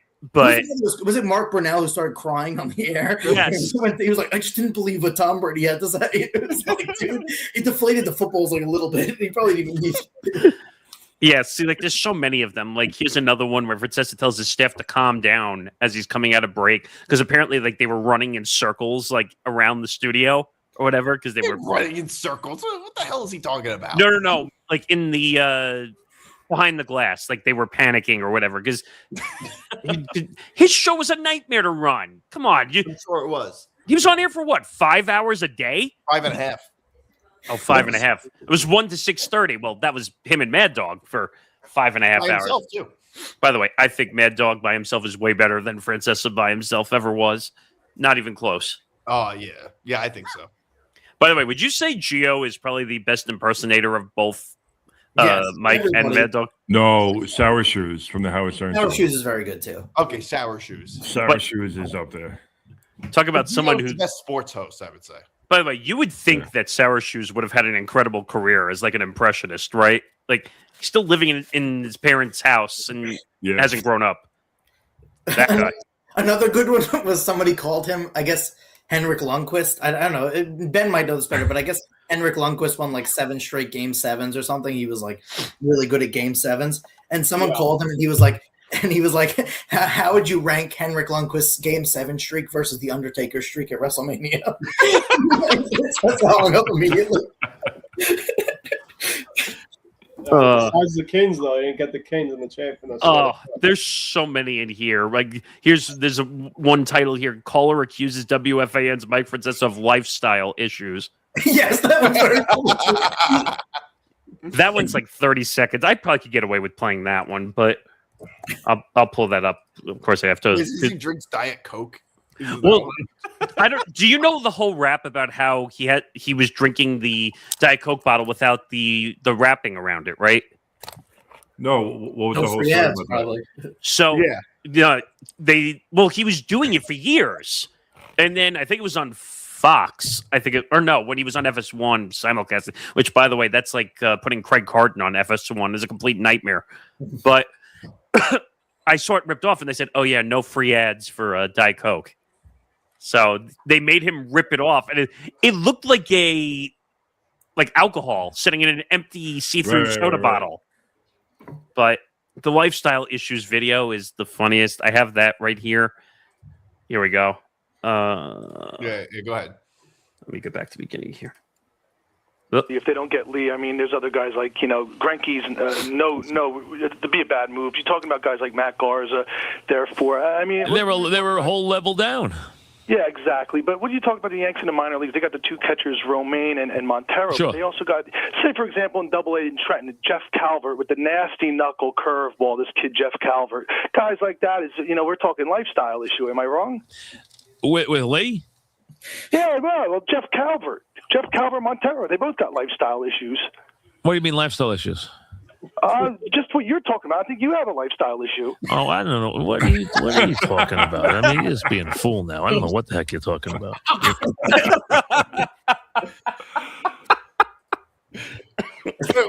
What would that be referring to? That's great. What, that he yells and screams at people? I don't know. I don't know what about his lifestyle. It's kind of a crazy thing to say. Of course, it's a crazy thing to say. I think there was one where a guy said that he was setting a bad example for drinking Diet Coke. Yes, there is one of those. But then you had when Michael Kay when his radio show took over for the simulcast on the Yes Network. First day. Do you remember what he did first day? Yes, he dunked the Diet Coke in the garbage. Full Diet Coke bottle. He took it, and Don LaGreca, the co-host, held up the garbage can, and Kay put the full Diet Coke bottle in the garbage. My question is, did they take it out of the garbage? It wasn't open. That's gross. No, I mean, you can No, it still wasn't open. It wasn't open. It was regular. You saw in that clip that he strategically placed it like in front, like there was something covering, like the clip that you just showed when he was drinking Diet Coke. Yeah. With how he put it down, it was like strategically hidden. I don't understand why they did that though, because like at the time they didn't really have that much beef. Because they don't know. They've had beef forever. They don't like each other. It's mostly one-sided. It always comes from Kay. No, but you don't know what goes on behind the scenes. Kay has said it constantly. True. Kay has said that constantly. He thinks he's better than everybody, which of course, but I don't know. I never was a big Francesa listener. I only listened when Mike and Dog were together. Really? Well, wasn't there a feud between Michael Kay and Peter Rosenberg? That was made up. It was made up. Oh, he texted him, "You're dead to me," and then Peter Rosenberg read on the air. But if you took it in full context, it was clearly a friendly. Like it was. Yeah. And of course, because the New York Post had no content to fill its paper, they decided to make a story out of it. It's probably like Evan Tiki, that stuff with Lou Gower. Or when what was it? It was Tiki versus Ryan Clark. That whole feud on the air. Did you see that, Nick? Ryan Clark is feuding with everybody. Ryan Clark. Ryan Clark feuds with everybody who has a brain. How Ryan Clark still manages to work. Cam Newton on First Take. There's been some stuff about Cam Newton recently on First Take. Cam Newton thinks he should be back in the league because of Phillip Rivers. Yeah. Cam Newton wouldn't survive in the NFL today. By the way, earlier today was he begging for money recently or something like that? He was saying that his lifestyle. I'll stop. And all that stuff. Give me a break. I mean, Cam Newton, like we were talking about, like going to horse racing events. Cam Newton is dressed every day like he's going to a horse race. He's the guy for that. Well, do you see he looks like a magician every time he walks into the first take. I think he likes doing it too. He always talks about it. So, well, yeah, that's his thing. That the camera always has to pan down every time his they show him. nickname should be, instead of Superman, the Magician. God! Shout out to when a guy put a Cam Newton jersey on a Bear Bryant statue at Alabama. So then an Alabama fan responded with a rational response, which was to poison every single tree. And, campus. You remember that? Yeah. We'll find out. Got caught up in the middle. To say he did it. That's great. That's crazy. Oh man! Cam Newton did freak out because someone called him Scam Newton, right? Yeah, was at the like a kids camp or something, wasn't it? No. What happened was no. I think it was because he stole somebody's laptop in college. Oh, he did? You don't know about this story? Cam? No. Look up Cam Newton laptop. It was when he was at Florida. No, don't even Jameis Winston. No, that's Crab Legs. No, it was when he was at Florida. I don't know what he's talking about. In 2008, while a backup quarterback at the University of Florida, Cam Newton was arrested for stealing a $1,700 laptop. Oh, from I another found student. it. ESPN did a story on it in 2008. He allegedly threw the stolen device out of his dorm window, which had his name written on it in paint. Shit, $1,700. That's felony. That's more than felony. That's it is felony. I think $250 is felony. But like, why would he? Like, everybody in college has a laptop. Why would you steal a laptop? Well, I didn't know a laptop could be $1,700. Oh, definitely could be $700. But oh yeah, it's not that bad. There's certain point guards for Notre Dame who have stolen their roommates' credit cards and then gotten national radio shows. I remember that. Dougie credit cards. Remember Rico Bosco called him Doug Gottlieb, and he was like, "Yes, Clippers will be able to steal this series, considering your history of stealing things." That led to a whole feud when, what was it, a couple of years ago when Gottlieb went on a show with Rico on Barstool, and Doug was just like owning him left and right. Like, Doug Gottlieb, I think, is like 1-50 at Green Bay. His teams are horrible too. He's like the worst coach. Dude, I saw that like he was stepping down. And then I saw the radio show. Stepping down from his head coaching radio job. show, so he could focus on coaching. He was 3 p.m. to 6 p.m. Eastern on Fox Sports Radio, Monday through Friday. And he was traveling with the radio show everywhere he was going. Can you imagine trying to do a national radio show every day and trying to coach? No. Well, but to be fair, there's more guys on Green Bay's bench than there were listening to Fox Sports Radio. Well, that's true. You're right. Who did they replace him now with? Oh, Stu Gatz from the Levitard show. That's right. Yeah. Well, he's I like Stugatz. I do too. I am pro Stugatz. I mean, Boston radio will be good for the next 2 weeks too. It will be, because I know Mike Felger hates the Patriots. Oh, he's the most popular radio host in Boston. Nick, can you do me a favor and go to, if you have 98.5 the Sports Hub Twitter page? Yeah, basically on Felger and Maz, Jim Murray pretty much called before the game on Sunday Boston about our fan base. Apparently, because because the team's playing a lot better this year. Like, you got to just see the clip. It's just complete like. Do you remember how long ago it was? Oh, it was this past week. Hold on, let me try. They probably have a ton of clips up right now, though. Well, we still have one to play, which Nick asked me to pull too. You pull that one up first, and then I'll try to find. Wait, which clip do you want to play? Well, I have Stephen A. the. Smith? I got to get that one. I have it sitting on my desktop, but I have the Kardashian one. If you want to do that. So Kim Kardashian has not been to a Laker game in 2 years now? Yeah, that's what you're playing. Player that I think got traded to the Lakers, Luka. There was like an fake tweet or comment on Instagram. I don't know where it came from, but it was like, "Hi, you're coming to LA. I want to learn from you Slovakian or whatever language." Do you know what AI Who is? knows? And then there was either, I don't know if he really thought it was me and then he replied. No. Or if it was like a fake reply. I don't know at this Okay. point, but mine was so fake. Okay. And it looks like I'm hitting on this guy. I haven't gone to a Laker game since. You hit Rob on sent everybody. stop because of that. Rob sent me. Not really because of that. Nick, I sent it to you on your Facebook, by the way, the clip. Okay. But also, the funny thing about that clip is that sorry. the Luka Doncic tweet or whatever that she's the fake response, it was rejecting her. She was like, "I want to learn Slovenian," and then he says, "No, please don't." It was Slovakian in the most Kardashian way. it was clearly AI. Clearly. I mean, doesn't Kim Kardashian know that most of the public understands that Luka Doncic would not be her type? So hey, Yeah. First of all, for your own good as an NBA player, you shouldn't date a Kardashian. It tanks your career every time you do. This is true. Go ask James Harden. Go ask Lamar Odom. Go ask Reggie Bush. I mean, Yeah. Oh yeah. all right. I think I have the clip. Oh, that's not the right button. Hold on. Lamar Odom had it bad.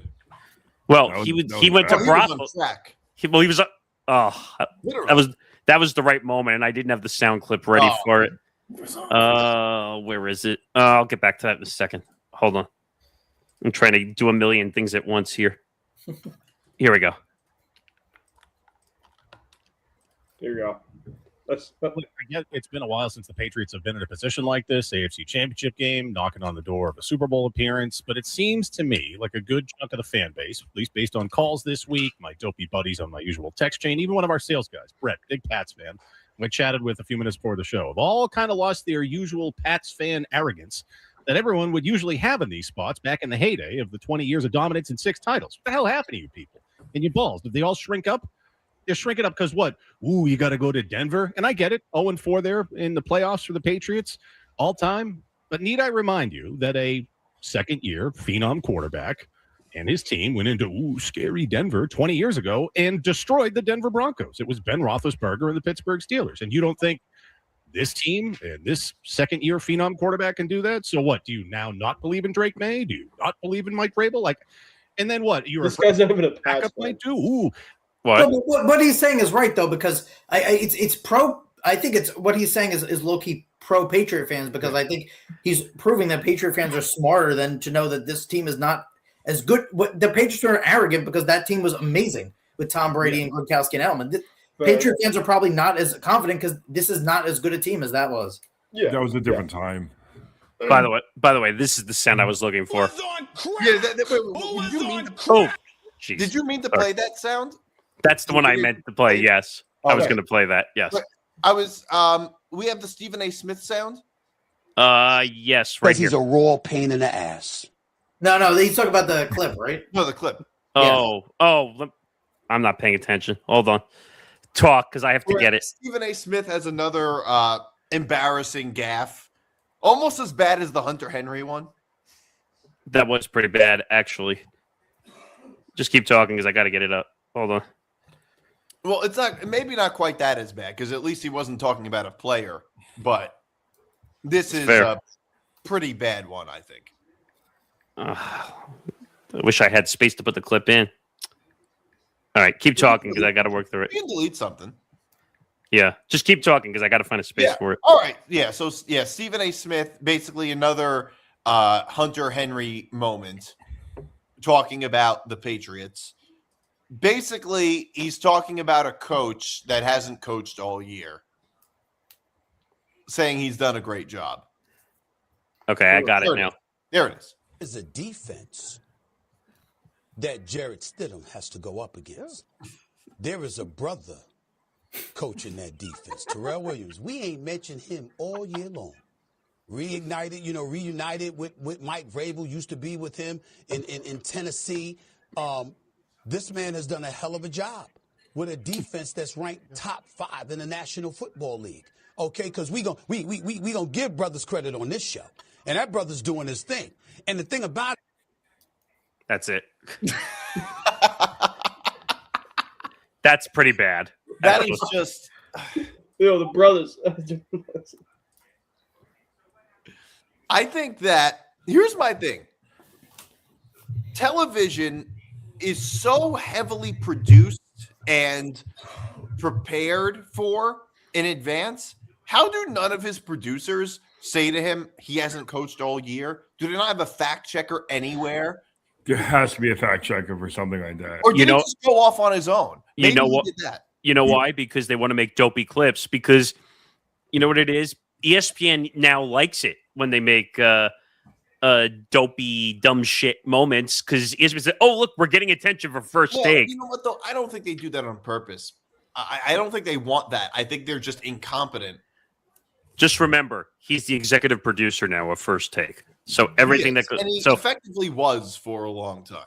Well, he's got the title. So basically, anyone who comes on the show, anything he wants, it's basically King Stephen A. Basically, kowtow to Stephen A. Look, I think his guest list is pretty good. I like when Mad Dog's on with him, though. That's the best. Mad Dog is the best one. I think they're all good guests. I think most of them. I think when Mad Dog does the rant sometimes about random things that happen to him, like if he's going through an airport, and then when he takes over Stephen A's A list and he does his own list, I always think that list is great too. Which? Drew Brees has done the Stephen A list too. There was that's right. Right when he first came on, like he was like, "Yeah, no, I don't agree with that." I don't know. That show is so downhill. It's a terrible watch. Speaking of First Take, did you see Molly Qerim's now back doing Not on First Take though. Not on First Take, but she was on the UFC 324 card on Paramount Plus. They brought her in to do that. Yeah. So now she's the lead host, apparently. I wonder if that's going to be a full-time gig. By the way, I don't blame her for leaving. Do you really want to be a professional babysitter for Stephen A. Smith Monday through Friday? I mean, she's been doing it for a long time, and she probably wanted a role at ESPN, probably a little bit better than being a moderator. The rumor was that she was coming off the show at the end of the year regardless, even if she was still there. Yeah. By the way, I think and she was bitching about money, apparently, also. Like, I think she was making good money, like $300,000, $400,000, which most of us would kill to make. Well, no, that's not good money for somebody in her position. She deserves more than that. No, I'm not saying she doesn't. She deserves a lot more being the host of that show. But can you imagine if we bitched and moaned about making $300,000 or $400,000 a year? Yeah. Although, you know what? In her position, though, I can't blame her because I think she deserves way more. Well, I'm not debating that. She should have made a ton more because she had to deal with Stephen A. every single day. But not even because of that. But people in TV make a lot of money. I mean, Stephen A. Smith makes probably $10 million a year. He gets paid more than most athletes do. So between the serious gigs and ESPN, last number I saw was $37 million. Yeah, which is insane. He's an athlete. He's an athlete's salary. $37 million. Jesus. And that's between the two. Well, because now he's got a political show at Sirius XM. Because can someone tell me for the life of me who asked for that show? Yeah. Well, the funny thing though is that like Stephen A. Smith really knows how to talk about politics better than anybody else does. Yeah. Because he is interesting. Well, that's Even true. If he's wrong. He is interesting. Nobody else is interesting. By the way, you notice that ESPN has a hard rule on no politics on the air, but he's the only one that's allowed. Well, he's not really allowed to do politics on the air. He does it on his own. That's the difference. But he doesn't get in trouble for doing it. Well, no, but there's a difference between doing it on your own and doing it on the air, on ESPN airwaves. No, I'm saying on ESPN airwaves, he was talking politics, and they didn't reprimand him for it. I don't remember him ever talking politics on ESPN airwaves when ESPN had the rule in place. The only one who did actually was Ryan Clark. Ugh, Ryan Clark. And that's like his whole existence. I wish Ryan Clark would just disappear, to be quite honest. Like he's well, and I mean, I don't mean that the way that sounded. No. He is just he's such an absolute idiot. Remember, he had like a weird feud with RG3 about Angel Reese, and he brought up that RG3's wife is white. Yeah, that was very odd. Like very and didn't he have to like apologize? Like he did. He has to apologize all the time. And I heard him doing an interview with Levitard, actually of all people, and he was complaining that he's not understood. I'm like, dude, the reason you're not understood is because you say dumb shit about everybody. Yeah. He's not misunderstood, though. Like, he says things that are very clear and then says, I was misunderstood. I mean, I find it funny when athletes say they're not understood. I'm like, no, you're understood. Like, you're an athlete. Fully understood. I mean, Ryan Clark was actually, he was on First Take a lot when he was still a player. I forgot also, Callan brought it up. He also wanted to tackle Peter Schrager. I don't know if you remember that. Yeah, he pulled the whole, like, you never played card on him. I hate when former athletes do that, by the way. Oh, well, you were not in my shoes, so you can't have an opinion on this play or that play. That, you know what that reminds me of? That reminds me of when you guys had to do a film room study for Big Blue Avenue. Yeah, for R&P. Yeah, I remember film study. I'd rather do Bible study. Remember, he said, "Oh, if you don't do film study, like you can't be on the show." Wow, I was like, completely. Nobody wants film study from podcasters. No, only analysts. Yeah, only analysts. Like even a lot of analysts, people don't want to hear from. By the way, I tried sitting through that first episode, and I almost went and took up drinking instead. It was that bad, and I'm not a drinker really, but. 1925 New York Giants podcast. Yeah, and the two guys are like 10 years older than he is. Well, here's the thing. I saw that on their social media. They changed it. Yeah. Well, no. I'm saying when CJ Stroud played the way he did against after the Patriots Texans game, they posted a picture of CJ Stroud with like Dak Prescott's face on it. And I was just like, I've never seen Dak Prescott play that bad. But like, it doesn't even make any logical sense. That meme. I mean, Dak Prescott's a much better player than CJ Stroud. I agree. If anything, if Dak Prescott has a bad game, you would put CJ Stroud's face on him. It makes no sense. I never said it was logical. Let's put it that way. Did you see? They put the when the Niners lost last week, they put the Jordan cry face on the Golden Gate Bridge. Yes. That meme is like fucking 10 years old. It's such an old meme. Like, come on. It's still going strong, though.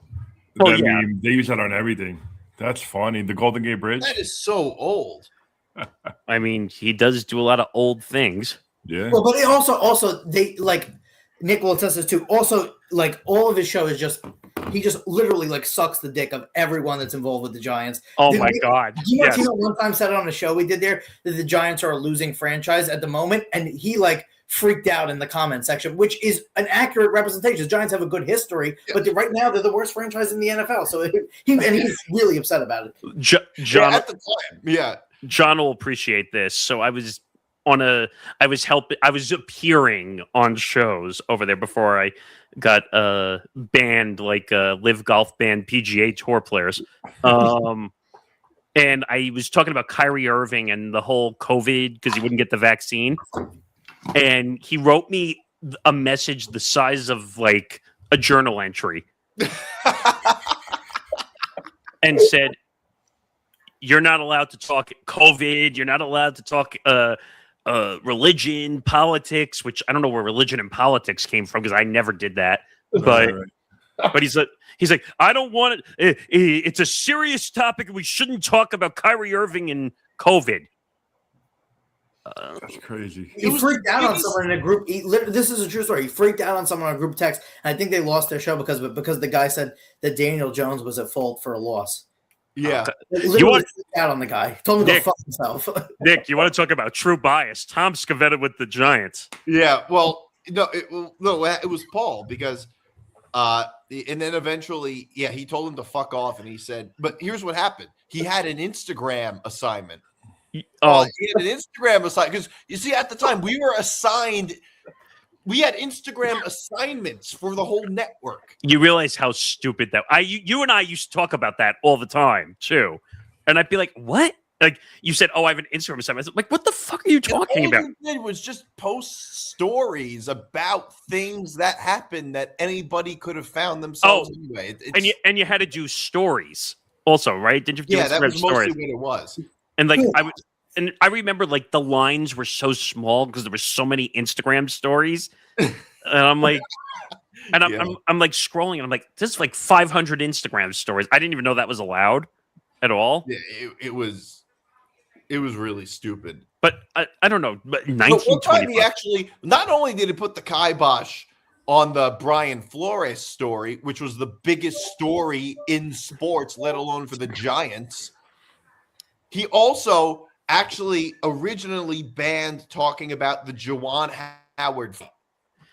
So I was Wisconsin assistant coach. So I was filling in on R&P with Hank, and this was the week that the whole Brian Flores situation happened. So I said to him, "Oh, Brian Flores, huge topic. That should be at the top of the list." "Oh, sorry, we can't talk about it." Can't talk about it. It's like the biggest story of the week, and you couldn't talk about it. And then the worst part is he said to me, "Oh, well, he has to approve all my topics that I do on the show." He? Who's he? Tom. Oh, wait. Who said that? Hank. Oh, Hank said that. Okay. He said, he told me every week, if I'm filling in, I have to submit my topics for the entire show before I can go on air with it. Can you imagine if I ever said that here? I actually I remember I prepared for my entire show. I put all the graphics together and everything just to have to redo it because I couldn't talk about Brian Flores. Oh my god! I actually originally called the episode "The Wrong Brian." That's actually good because Bill Belichick texted the wrong Brian. That's exactly how it happened. Oh, that was that. Oh, right. That was the whole Giants thing, right? Yeah. That's exactly how it happened. Belichick, in the most boomer moments, triggered an entire lawsuit against the NFL. But it just, when he said, "Oh, you can't talk Brian Flores," I literally said to Hank, "I'm not doing the show." Yeah, it's fucking ridiculous. Or you can't talk Kyrie Irving. Kyrie Irving was a big story. Well, so I went on 3&D, which was here at one point, and Paul messaged me afterwards and said, "That was a great conversation about Kyrie Irving, but I got in trouble for us having the conversation." Was it the anti-Semitism that he was in trouble for? Was it that? No, it was the COVID vaccine conversation. Oh. And I'm like, God, like it was the biggest story in the sports world for. Yeah, you can't. Like at some point, you can't be afraid of everything. I mean, does that happen a lot? Like, was that just the one topic, or did you have other situations like that? It was every little thing. It was every little thing at this network. That's why I kind of, and I don't mean this in an ego way, I rescued Nick from R&D because I said, just come over here and do whatever show you want. And the whole joke of the contract thing was the most hilarious thing you and I had. Where he didn't let you take your show name. I was like, whatever. Fine. Which, if he was going to recreate it, I would have said, okay, fine, but they didn't recreate it. But it has you in the graphic. Yeah, exactly. It had me in the graphic, but even if they wanted to change it around, I'd say, okay, fine, but they didn't. So in that case, just allow me to have it. I remember when he said, "Oh, you can't." He tried to ban you and Hank and everybody from being on network here. I'm like, yeah, he banned everybody here except Johnny. And I'm like, and you kept saying like, "Oh, well, you don't pay me, but you can't stop me from going other places." Yeah, I mean, like he can, but I could just leave because there's nothing attached to it. Like, why would I care? John, that would be like as a comedian, like if a place said to you, "Oh, well, we're stopping you from going other places," and some clubs do that. Some clubs do that. Bananas does that. They say if you work here, you can't work anywhere within like a certain radius. Wait, is that paid though, or no? Yeah, but if you work though, yeah, that makes more sense. It's a little different because it's paid, but they don't. But it's within a certain radius of clubs in New Jersey where they say you can't work at these clubs. Oh no, I'm literally saying like that they allow you to show up to do open mics. Like if you did an open mic night. And then they say, "Oh, well, we gave you a bunch of open mics. You can't go to this club, this club, this club over here." I don't think any clubs in the city do that. There was a club that I played at last night called the Stoned Dojo. It's in Tom's River. Yeah, and I'm aware. The owner was telling me that since they became the Stoned Dojo, there's a place called the Dojo in Morris Plains. Yeah, and I've been there. They were trying to like sue them sort of because you can't use their name. And then the guy at the Stone Dojo told me they don't even own Dojo. Like that's not even like an own proprietary.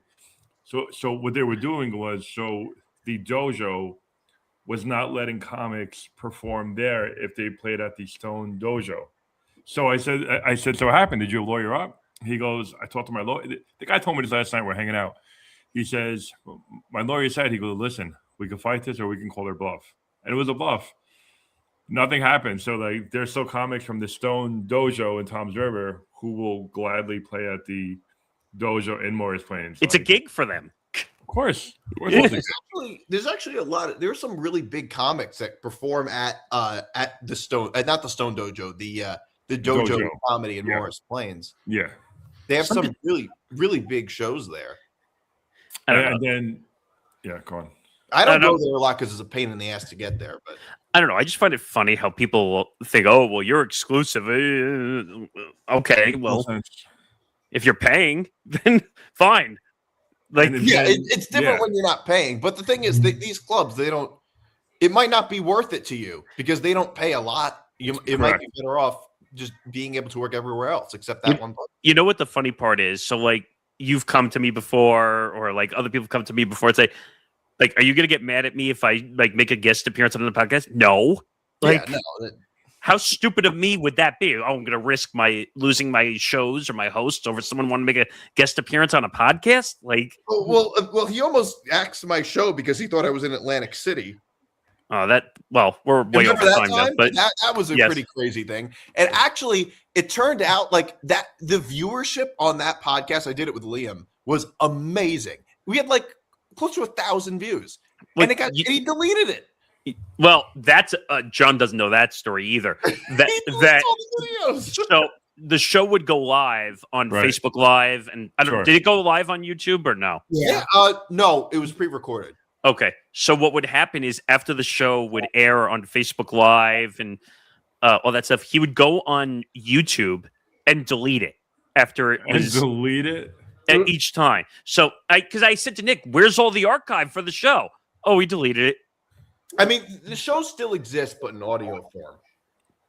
Yeah, but why would you get rid of the video platform? That's going to do more views than the audio is going to do. Oh yeah, definitely. I mean, what was the name of the show again? Out of Bounds? Out of Line. Out of Line. The truth is, I could just make that a segment. You probably should, just for the sake of it. I probably could just make that a segment and just call it Out of Line. I don't know what that segment would be called. In fact, Unnecessary Wagers, that dates back to maybe even the Tricks and Picks days. Oh, wow. I remember that. That it may even date back to that. At least certainly Out of Line days. Like Unnecessary Wagers is just the segment is older than the podcast. And I just remember like you had to get graphics done for each show. Yes, it was a pain in the ass. And then like if there was stuff in the corners, he would bitch and moan about that too. He would take issues with, or if like this thing is cut off at the top a little bit, it was a huge pain in the ass. You know what? It is what it is. And now he's down to one show because everybody freaking left him. Everybody left. I think their best show was what was it called? Four Corners? The wrestling show. Well, I shouldn't say best show, but it had a lot of views. But it took them about 30 minutes to start talking wrestling when they would talk every other sport.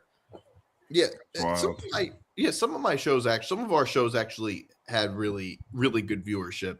They did. I remember because I used to see the views, but you know what? It is what it is. All right. It's 12:20. We've been sitting here for almost 2.5 hours. Look, I'll stay longer, but the problem is I have to take a piss. So I got to shovel. I think everybody else has to go, though, don't they? We got a lot of people watching, 150 live watchers. Yeah. We just got to figure out a way to do this, get this live on TikTok. So I did look into it, but like I told you, the stupid RTMP nonsense, you actually have to keep like the platform open somewhere on a phone or a computer. Like whoever figures out how to simulcast TikTok without having to open it, like these platforms will make a lot of money. Wait, why can't you just open it though? No, I'm saying like it would have to be open on my phone sitting next to me. Like, oh, okay. And that's annoying because then it's on delay and all that nonsense. And so trust me, you're right. If we could get this on TikTok, I think it would blow up. I think a lot of shows would blow up if we had TikTok as a simulcasting option. Yeah. TikTok is the best for our shows. I have to shovel. I got to go outside and shovel fucking 4 feet of snow right now. That's all right. I shoveled about 1.5 feet already. It's horrible. I hate snow. It's the worst thing ever. You're right. Unless you're 12 years old, you can't really have fun. Yeah. Well, my niece and nephew, like, there's a big hill over by one of the schools we have over here. So, like, they're going to go over and sled, but they're 7 and they're 8 and almost 6. So I think I think they're allowed. Right on. All right. So we got to get going. I got to take a piss. Right. We'll be back.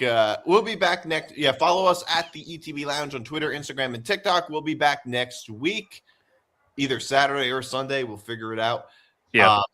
Make sure you catch Lounge on Monday. Yes, tomorrow now night, today. The regular ETB Lounge with Callan. Yeah, is going to be on, and so see you guys next week. Awesome. Thank you guys. See you next week.